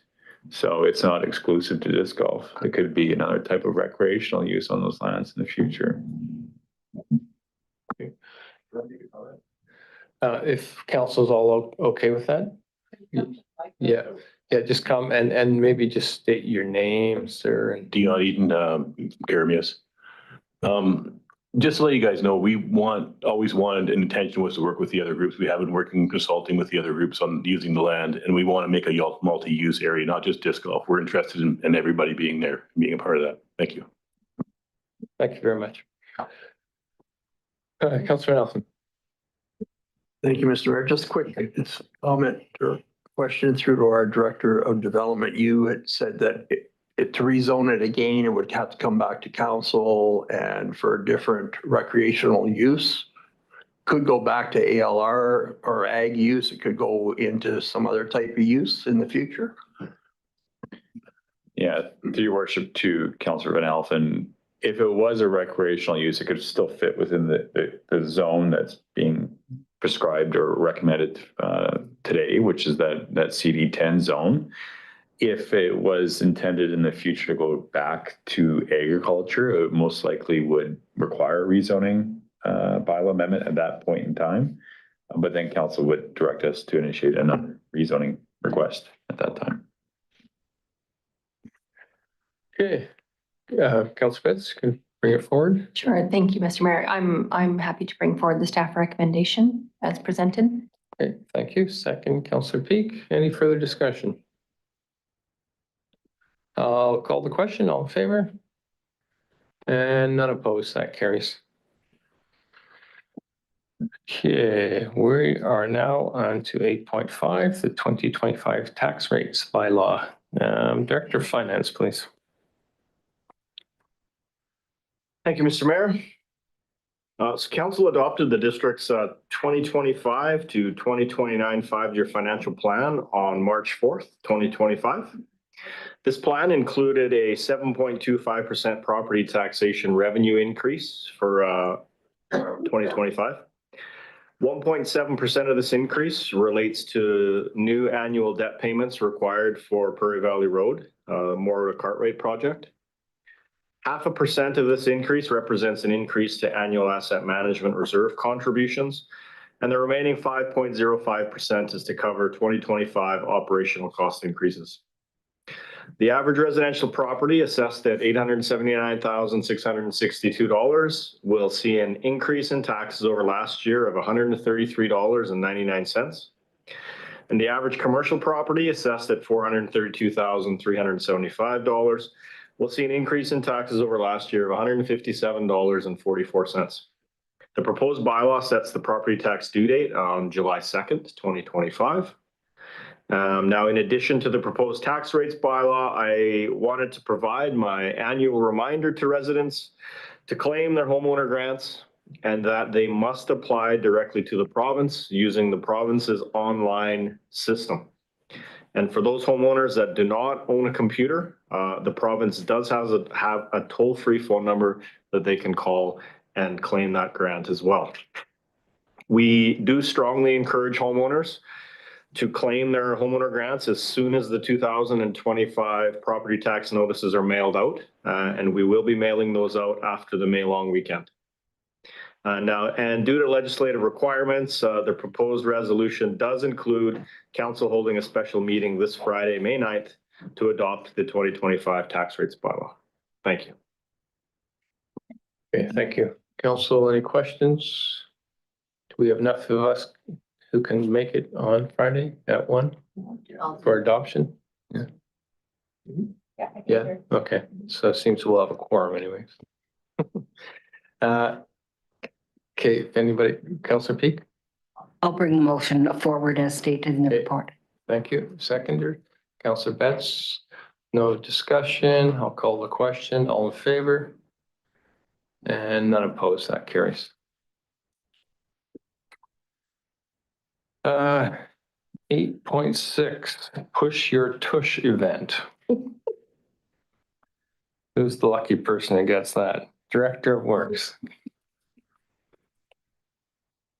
Thank you, Mr. Mayor. You probably thought this was Director of Community Services, but not this time. The district's received a temporary road closure application from a nonprofit organization for an event known as Push Your Tush Run. This event, organized by the Colorectal Cancer Canada, is a new format to the historical Giant's Head Grind with a new route. As this is the first time this event will take place on this route, by policy, this event must obtain approval by council. The route they're proposing starts at Peach Orchard Beach and runs along pathways and sidewalks to Landry Crescent with no full road closures. Where there are no sidewalks or pathways, the road shoulder will be used. Should council approve this event, staff will work with the event organizers with regard to traffic control and signage. While this event is currently scheduled for May 17th, there's a chance they're looking to postpone until September as construction is currently occurring on the pathway along Highway 97. Should this be the case, staff will work with the organizers to ensure the timing does not overlap with any other district events in the location.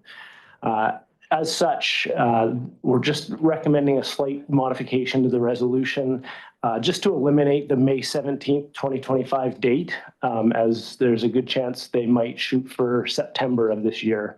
Obviously, we would work to ensure there's no overlap with other community events at that time. I'm happy to take any questions. Thank you, Council. Council Chair. This event basically replaces the grind, is that right? Okay. Correct. Yeah, I think it's really good. I think September would probably be better for them, given what's going on the highway right now, and May 17th is not that far away.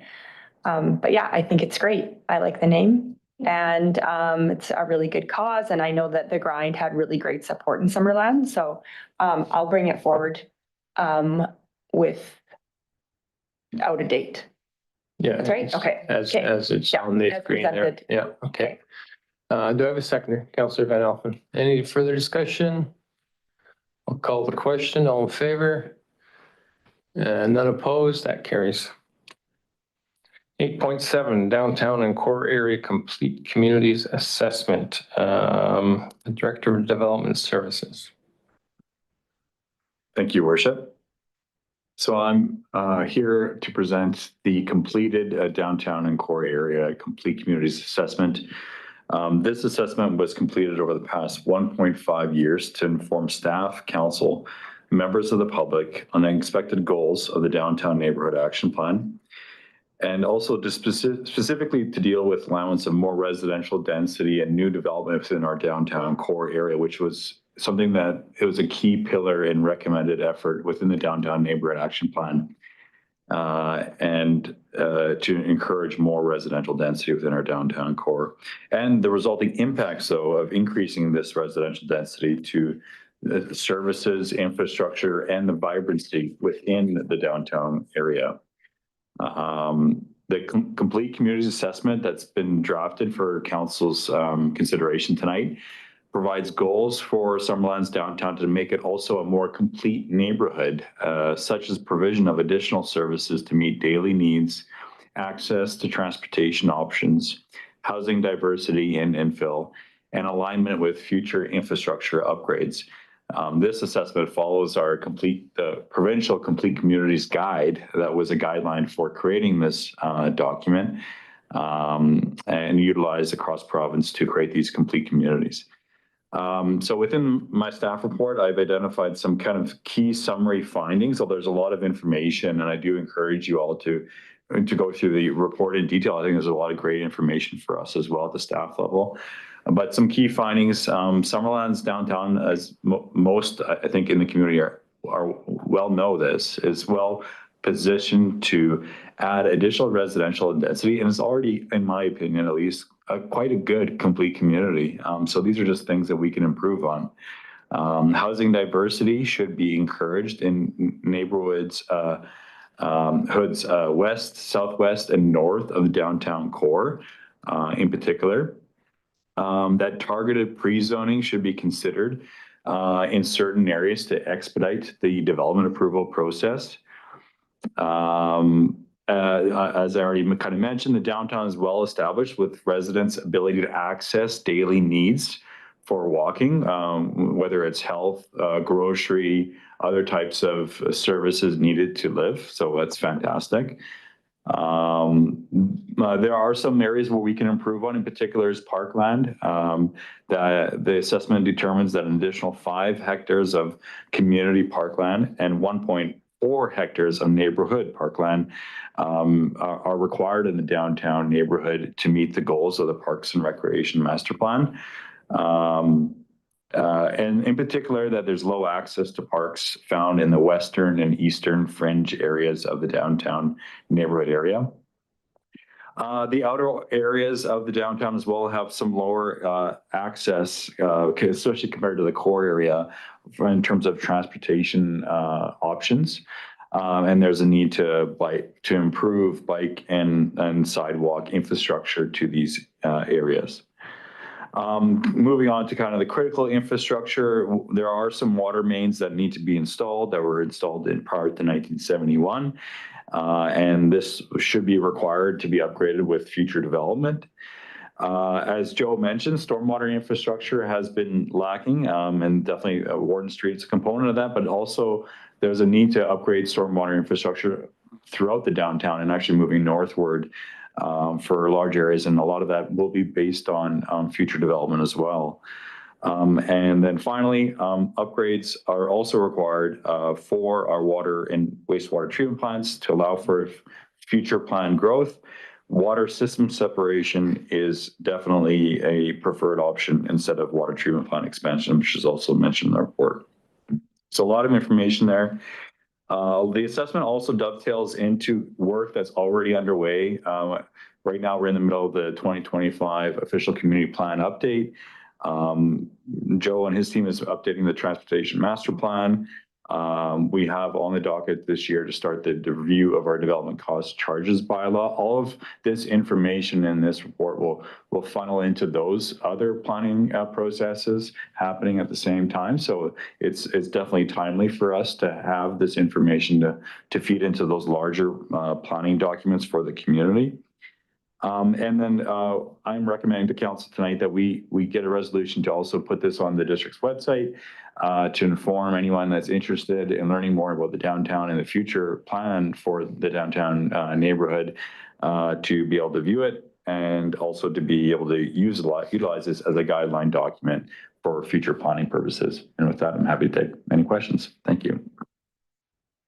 Thank you. Councillor Betts. Thank you so much, Brad, Director of Development Services, for this presentation. I mean, there's so much to dig into in this report.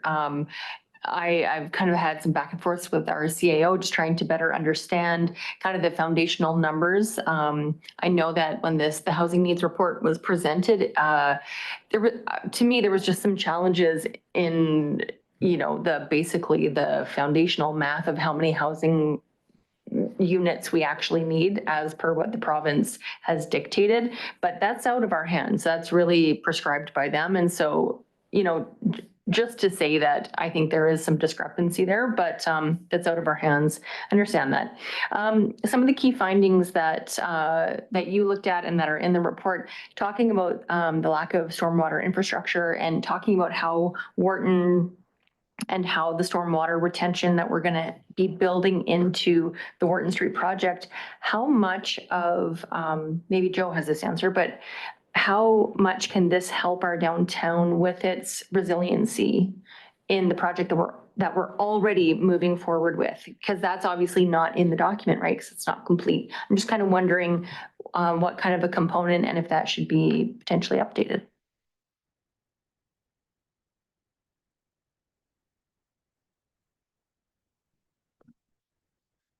Through your worship to Councilor Betts, maybe I'll start and then pass it off to Joe if he has any further comments. Right now, as I mentioned in my presentation, there's a lack of stormwater infrastructure in our downtown. I think we've been fortunate with our current situation that the downtown's located on a huge amount of gravel, which helps for percolation, et cetera, and huge stormwater events. But in terms of resiliency, you can expect that we're going to have larger stormwater events moving into the future, and we're going to have better infrastructure to handle those events. And whether that's on-site infrastructure within development that is occurring, as redevelopment is occurring, we can prescribe better stormwater infiltration on site, but also as we get more density and more development, we also ensure we have better stormwater infrastructure within the roadway, and we're collecting. And so the Warden project is a key trunk for everything north of it to funnel into. Maybe that's what I'll pass off to Joe, because he has more of this than myself. Thanks, Brad. Through the mayor.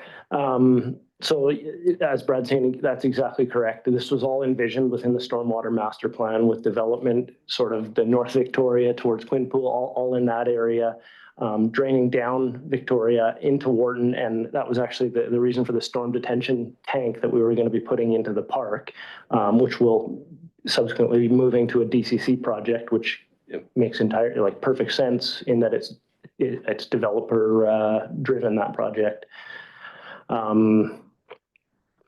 As Brad mentioned, we're seeing a lot more maybe lower frequency but high intensity storms, where you get sort of like you hear historically the flash floods, and these will help to sort of, I guess, putting it like we similar to what we did with the electrical for the solar farm.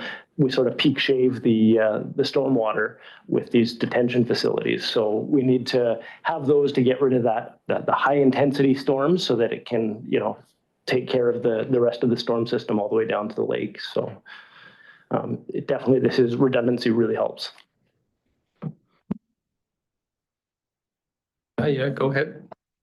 Thank you. These kind of reports really float my boat. I think it's so interesting to look at what the future of our community really, like what it really dictates. This is the stuff we're here to think about. And so, 124 pages later, didn't quite get through all of it. But my other question though was actually looking at the wastewater treatment plant and how we're talking about trying to accommodate for future growth. So with our plans, the ones that I know of at this point about looking at the bioreactor and looking at the second primary clarifier, is that, or are those upgrades sufficient to address kind of the increased population growth in our area? Or would there be even more that's needed? I know Jeremy's not here, but do you gentlemen have that answer?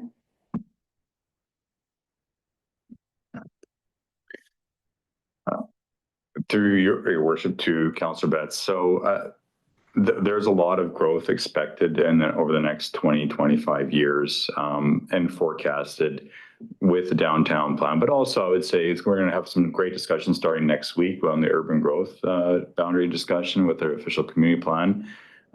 So we do need to do a good job of planning for that growth and ensuring our treatment facilities are upgraded to keep pace with that growth. But I also would think, and I would also state that growth can help fund those infrastructure improvements to those projects. And it starts with our DCC review happening this year first, but then further with, and Jeremy would say probably user rates as well for those new residents coming into our community. They'd be funneling into those projects.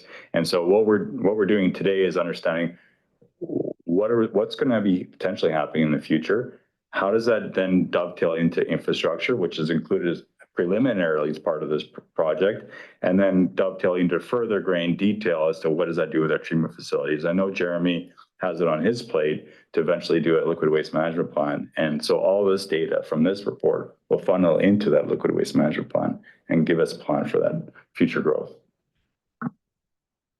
Thank you. Thank you. Councillor Peak. Thank you, Mr. Mayor.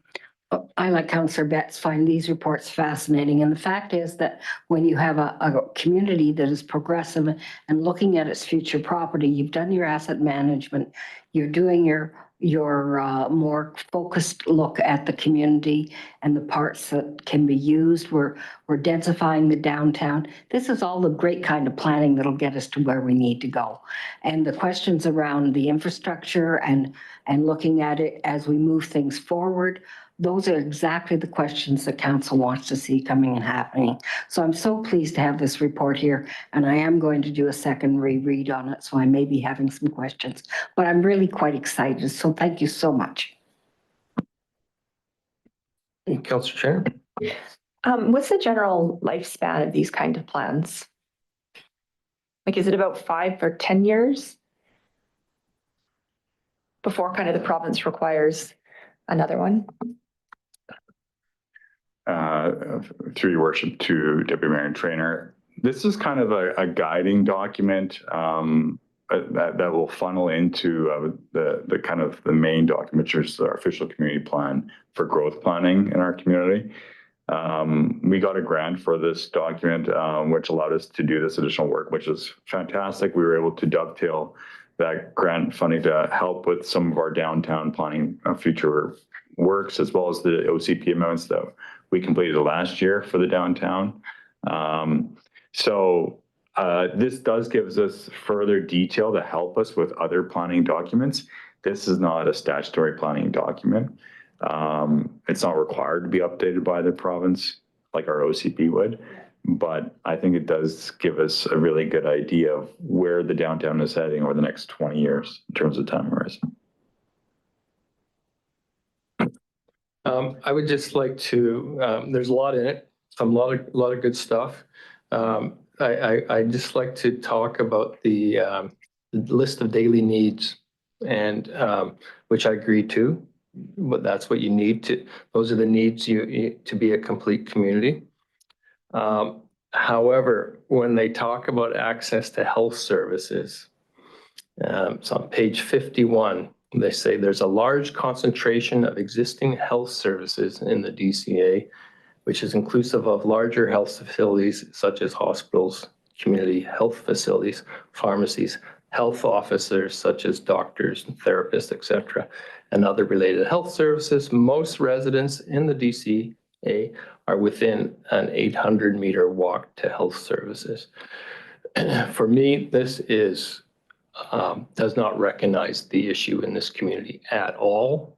That statement bothers me. It does not understand that the doctor shortage that we have here, the need for a primary care clinic in this community.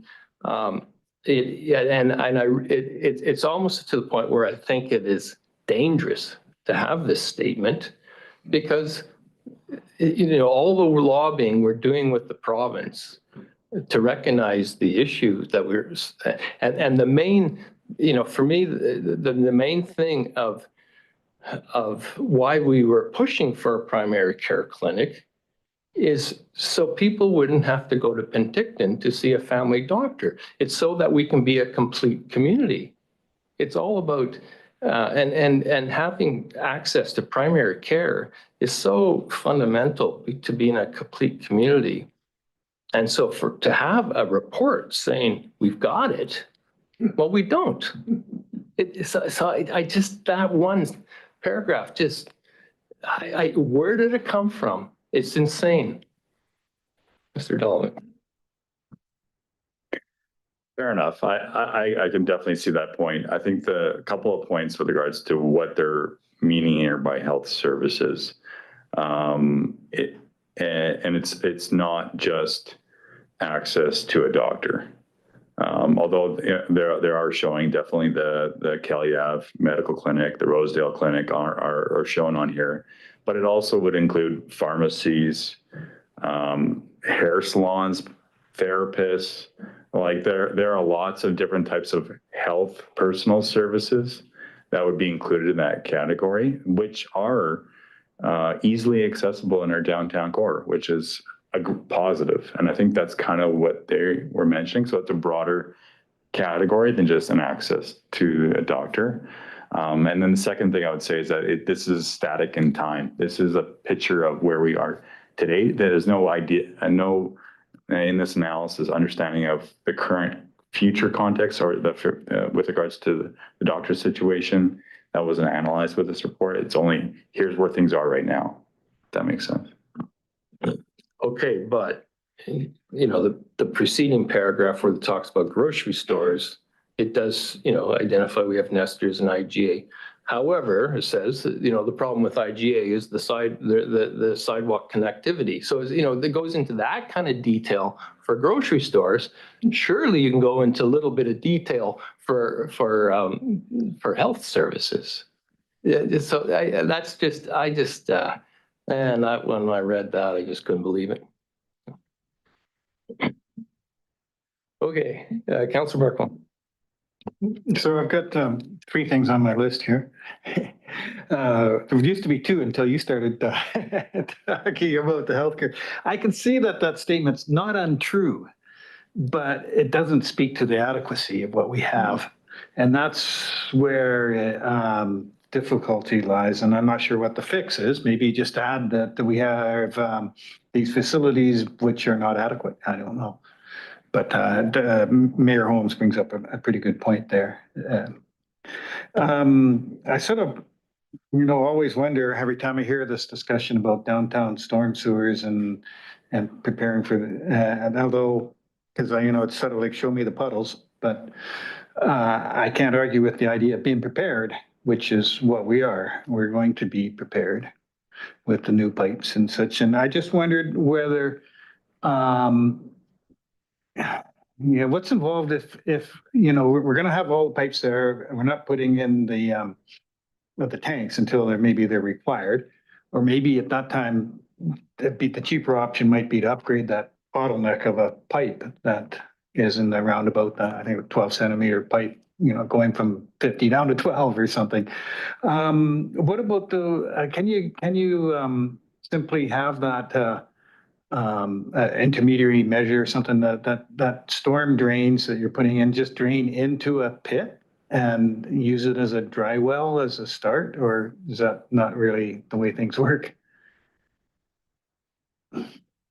If and when it becomes necessary, and I really like the idea of it being DCC funded when time comes, that seems appropriate. But I also wondered if there was I don't know how much the volume that will flow compared to the capacity of those tanks.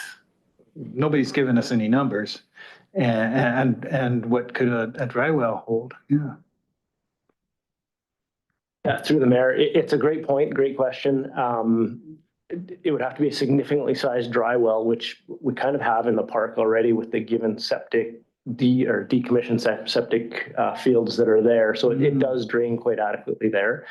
The idea with the sort of the sizing of the storm pond is strictly to eliminate those high intensity storms, just to draw that amount of water off so that the downstream storm system doesn't get affected.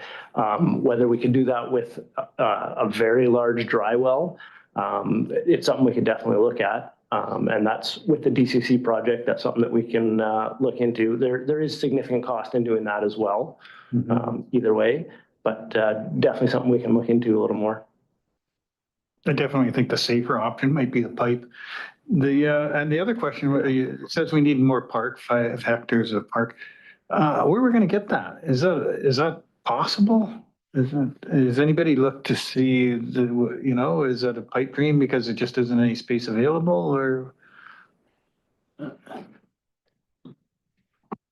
Sorry, can you repeat the question? I apologize. Yeah, it says we need more park, quite a bit more park. I mean, 5 hectares is a lot. Where is there any places identified as potential park? Yeah, through your worship too, Councillor Barkwell, it's a tough question. We have some ideas we put in the OCP our last time. We amended the OCP in last year for future parks to be included in the downtown. One is the BC Tree Fruit site. If it ever gets redeveloped, we could potentially ask the developer to contribute to another kind of downtown park on that side of Rosedale for that side of the community, which would be, I think, a great location. We've had some other ideas at the staff level in the past with council of certain residential lots that might be consolidated to form like a neighborhood park, maybe one in the north and one in the west, but it becomes it becomes difficult. But, you know, I think we do need to have a bit of a discussion on that. If we are encouraging this amount of residential density, we should be also planning for those park areas. And maybe it's something that we can also include in the DCC bylaw, where we are taking some values from developers to actually do park land procurement for the downtown core. Follow up? Just to say that, yeah, I agree. We got to start thinking about it now, I think. And it's a very long-term sort of a plan, but sometimes, you know, things are a whole lot easier if they're done ahead of time. Yeah. Councillor Betts. Thank you, Mr. Mayor. I actually find this really very interesting because SD 67 changed the schools after we did this OCP review last year. And we now will have an elementary school almost adjacent on the next block to where that BC Tree Fruits property is, where we had proposed park to potentially be. But we now have playgrounds and such going in at, you know, at Jubilee and Kelly. So it just has kind of changed that school, Giants Head School closing and all the students coming to downtown has really changed a lot of the realities on the ground for the district of Summerland with transportation and with parks and with those realities. And it's not captured in this because it's new information, but it's relevant, like in our OCP changes. And I just thought that was just of note right there. But I think it's interesting, like you can't just, you know, acquire a park. You can't, it's very challenging to do that. I remember we had this discussion about how to have meaningful park space, but I think that council has been doing a really good job and Parks and Rec is doing a really good job of making the amenities that we have, especially up on the hillsides, more accessible. We're getting more bike lanes, we're getting more sidewalks so that people can recreate or get to those places to recreate. And maybe that's what our priority will end up being. I mean, it's hard to kind of say right now, but acquiring a bunch of parkland in the middle of developed areas is going to be very pricey and very challenging to move forward with. Thank you. Councillor Traynor.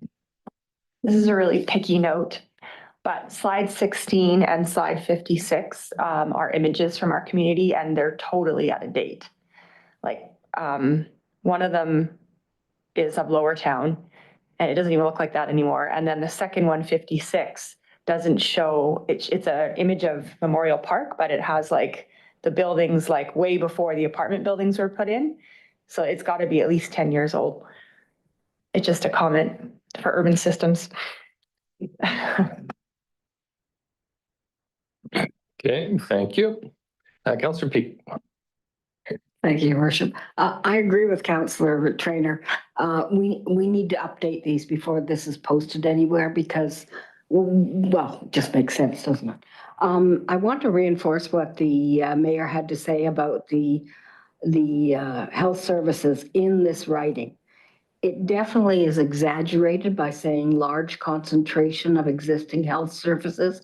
It shouldn't say large. And it shouldn't say that we have a hospital. We don't have a hospital. So I don't know where they got the idea of that.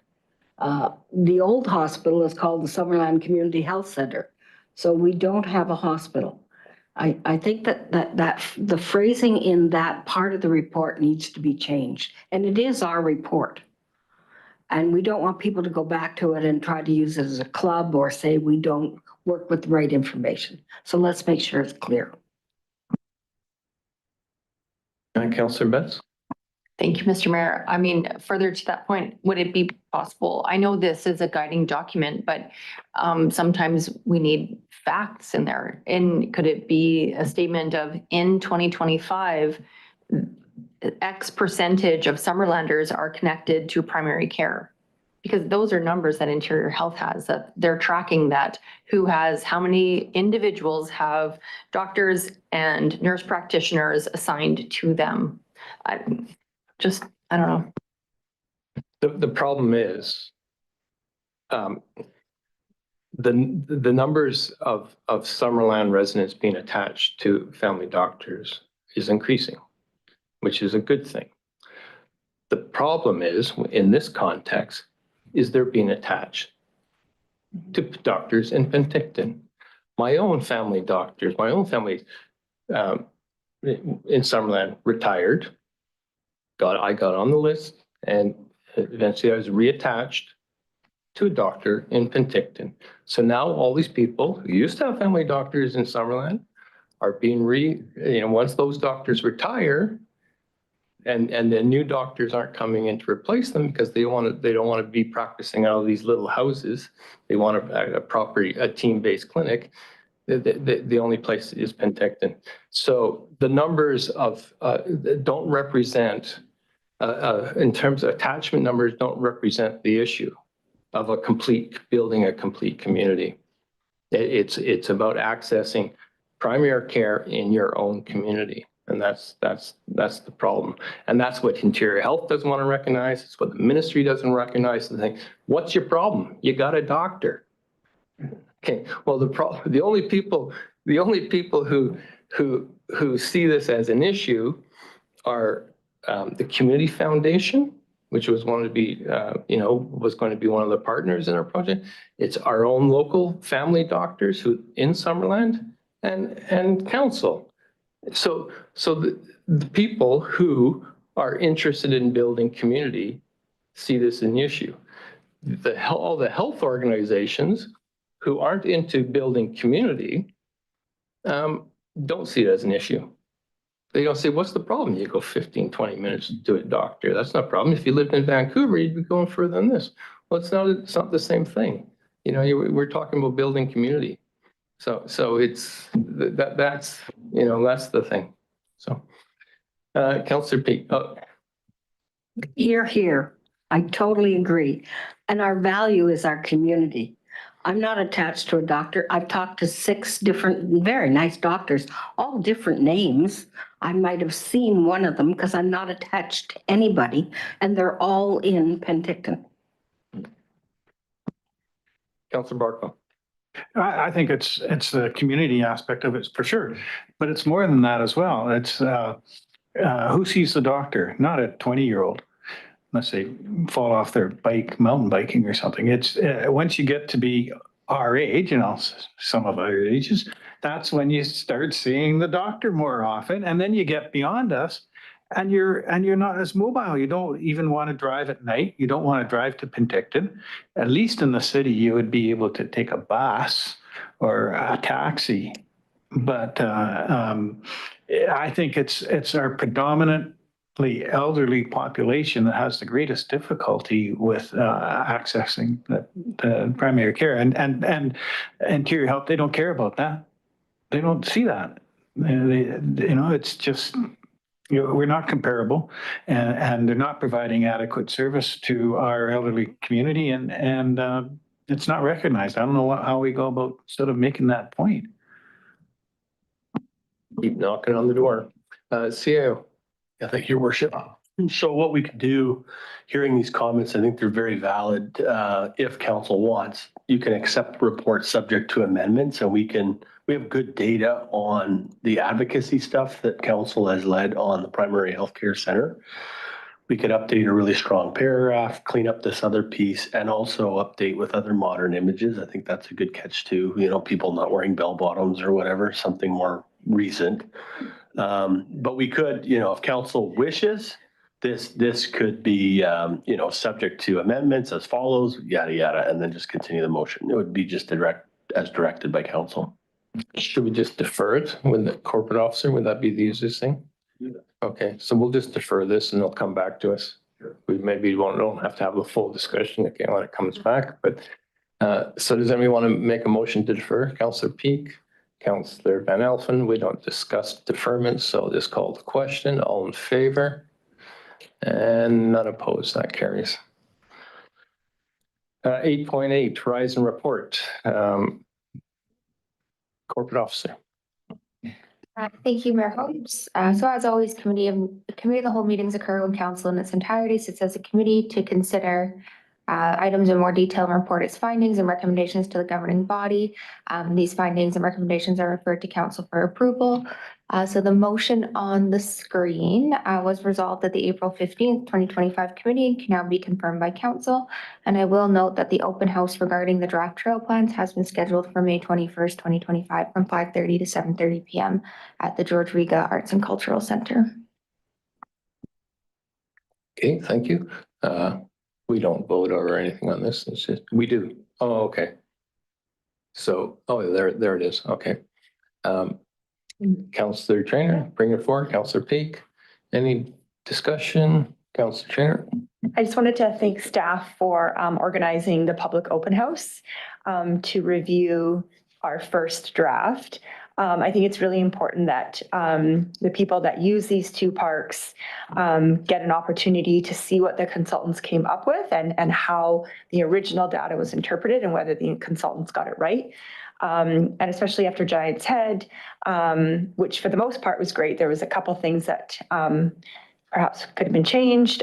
So I think that this is a really good opportunity for the public to come and ask questions. And I know there's a cost attached to it, but I do think it's worth it because these two places are so important to so many people. So thank you for organizing that. Okay, thank you. Anyone else? I'll call the question. All in favor? And none opposed, that carries. 8.9 Parks Regulation Amendment Bylaw. This is for adoption. I want to bring that forward. Councillor Peak, Councillor Betts. Anyone want to discuss further? I'll call the question. All in favor? None opposed, that carries. And 8.10. That's the one that was added, the resolution for an offsite meeting, corporate officer. Thank you, Mayor Holmes. So the council procedure bylaw requires that regular and special meetings of council are to be held in council chambers unless otherwise resolved. So as such, on the screen is the resolution to have the May 7th, 2025 special meeting offsite at the Curling Club Lounge in the arena. And with that, I'm happy to take any questions. Okay, council, any questions? Straightforward. Councillor Betts, second. Councillor Peak. No discussion. I'll call the question. All in favor? And none opposed, that carries. Items removed from consent. So the letter from the Legion. I think we should just discuss this. Councillor Peak. Thank you very kindly, Your Worship. I'd like to acknowledge that the Legion has done a lot of preeminent work in looking at moving the cenotaph and getting some funding together to work with that. And they are now asking if it's possible to have a small marker embedded in the walkway of the Cenotaph Plaza. And they have suggested a wording. And they would also like to have a time capsule put below that marker. And they will have funds to put towards this initiative. And I think it's a great opportunity to acknowledge the people from the past and the wonderful people that work hard within the Royal Canadian Legion Branch 22. Okay, thank you. So maybe corporate officer, what would, if we want to go ahead with this, what would be a suitable resolution? Or just direction to staff to work with the Legion to.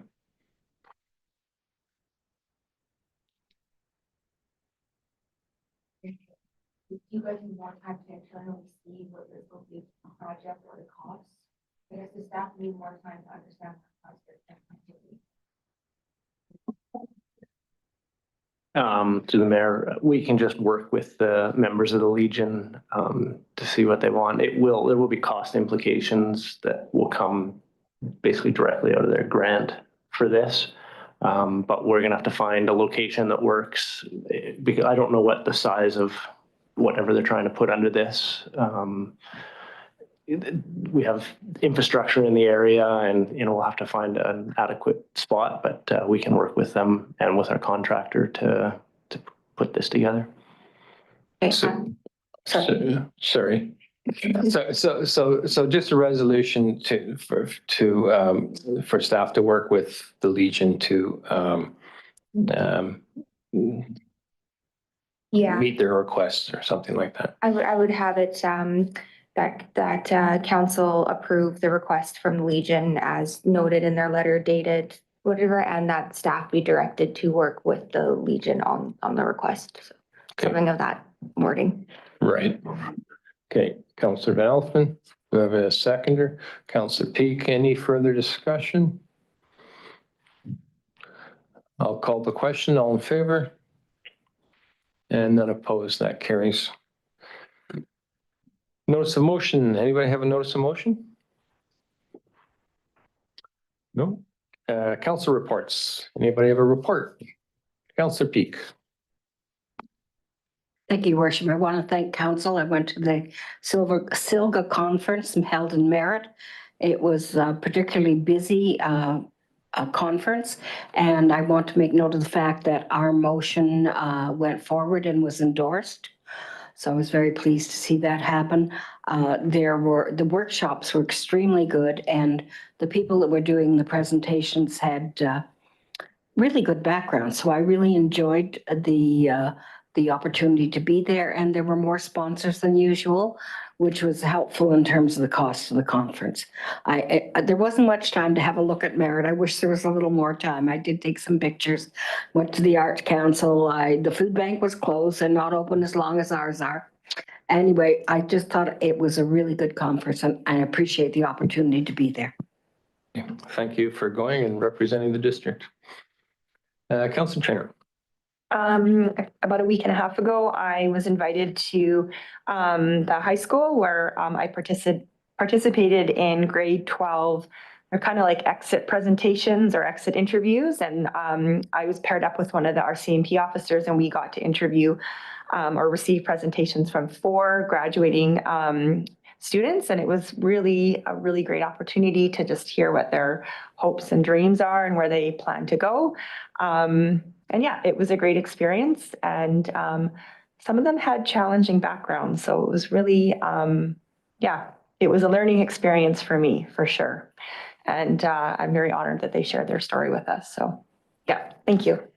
Yeah, thank you. When I did it last year, I came out of it as pumped, I think, as the kids were when they were presenting. So it was really inspiring. I felt, yeah. Councillor Betts. Thank you, Mr. Mayor. On the weekend, on Sunday, Councillor Barkwell and I had the honor to attend the Blue Jays watching event for the Summerland, renamed Jays. Of course, the baseball field, they had applied to the Blue Jays Cares Foundation for a grant to help improve the baseball fields over at Living Memorial Park on Snow Ave. And they were announced on live TV as a recipient of a grant of $185,000. Which was just amazing. The whole, there was such a great turnout of the baseball community who showed up in support, of course, of all of Summerland Minor Baseball Association and Melissa and Jeff Taylor, who really pushed forward to try and bring this project into realization in honor of their son who has passed, but in providing a safe place for all kids to go and be. And, the District of Summerland Council had committed to match those funds, which was also really exciting for those who were present to hear. And it was very meaningful. It was exciting. It was also a hard day, and there was a lot of recognition of that, but they felt that that providing a safe place for kids to come and be together and celebrating baseball and teams and sports, and that was a worthy reason to gather even after hard news hit our community and with another loss of another young man. So I just want to say thank you to them for having me, and congratulations on them winning this grant. And I look forward to the improvements to this park for many, many years to come. Thank you. Anyone else? No? So with that, I'll ask for a resolution to close the meeting pursuant to sections 91C, G, and I of the Community Charter. Councillor Van Elfen, Councillor Peak, all in favor?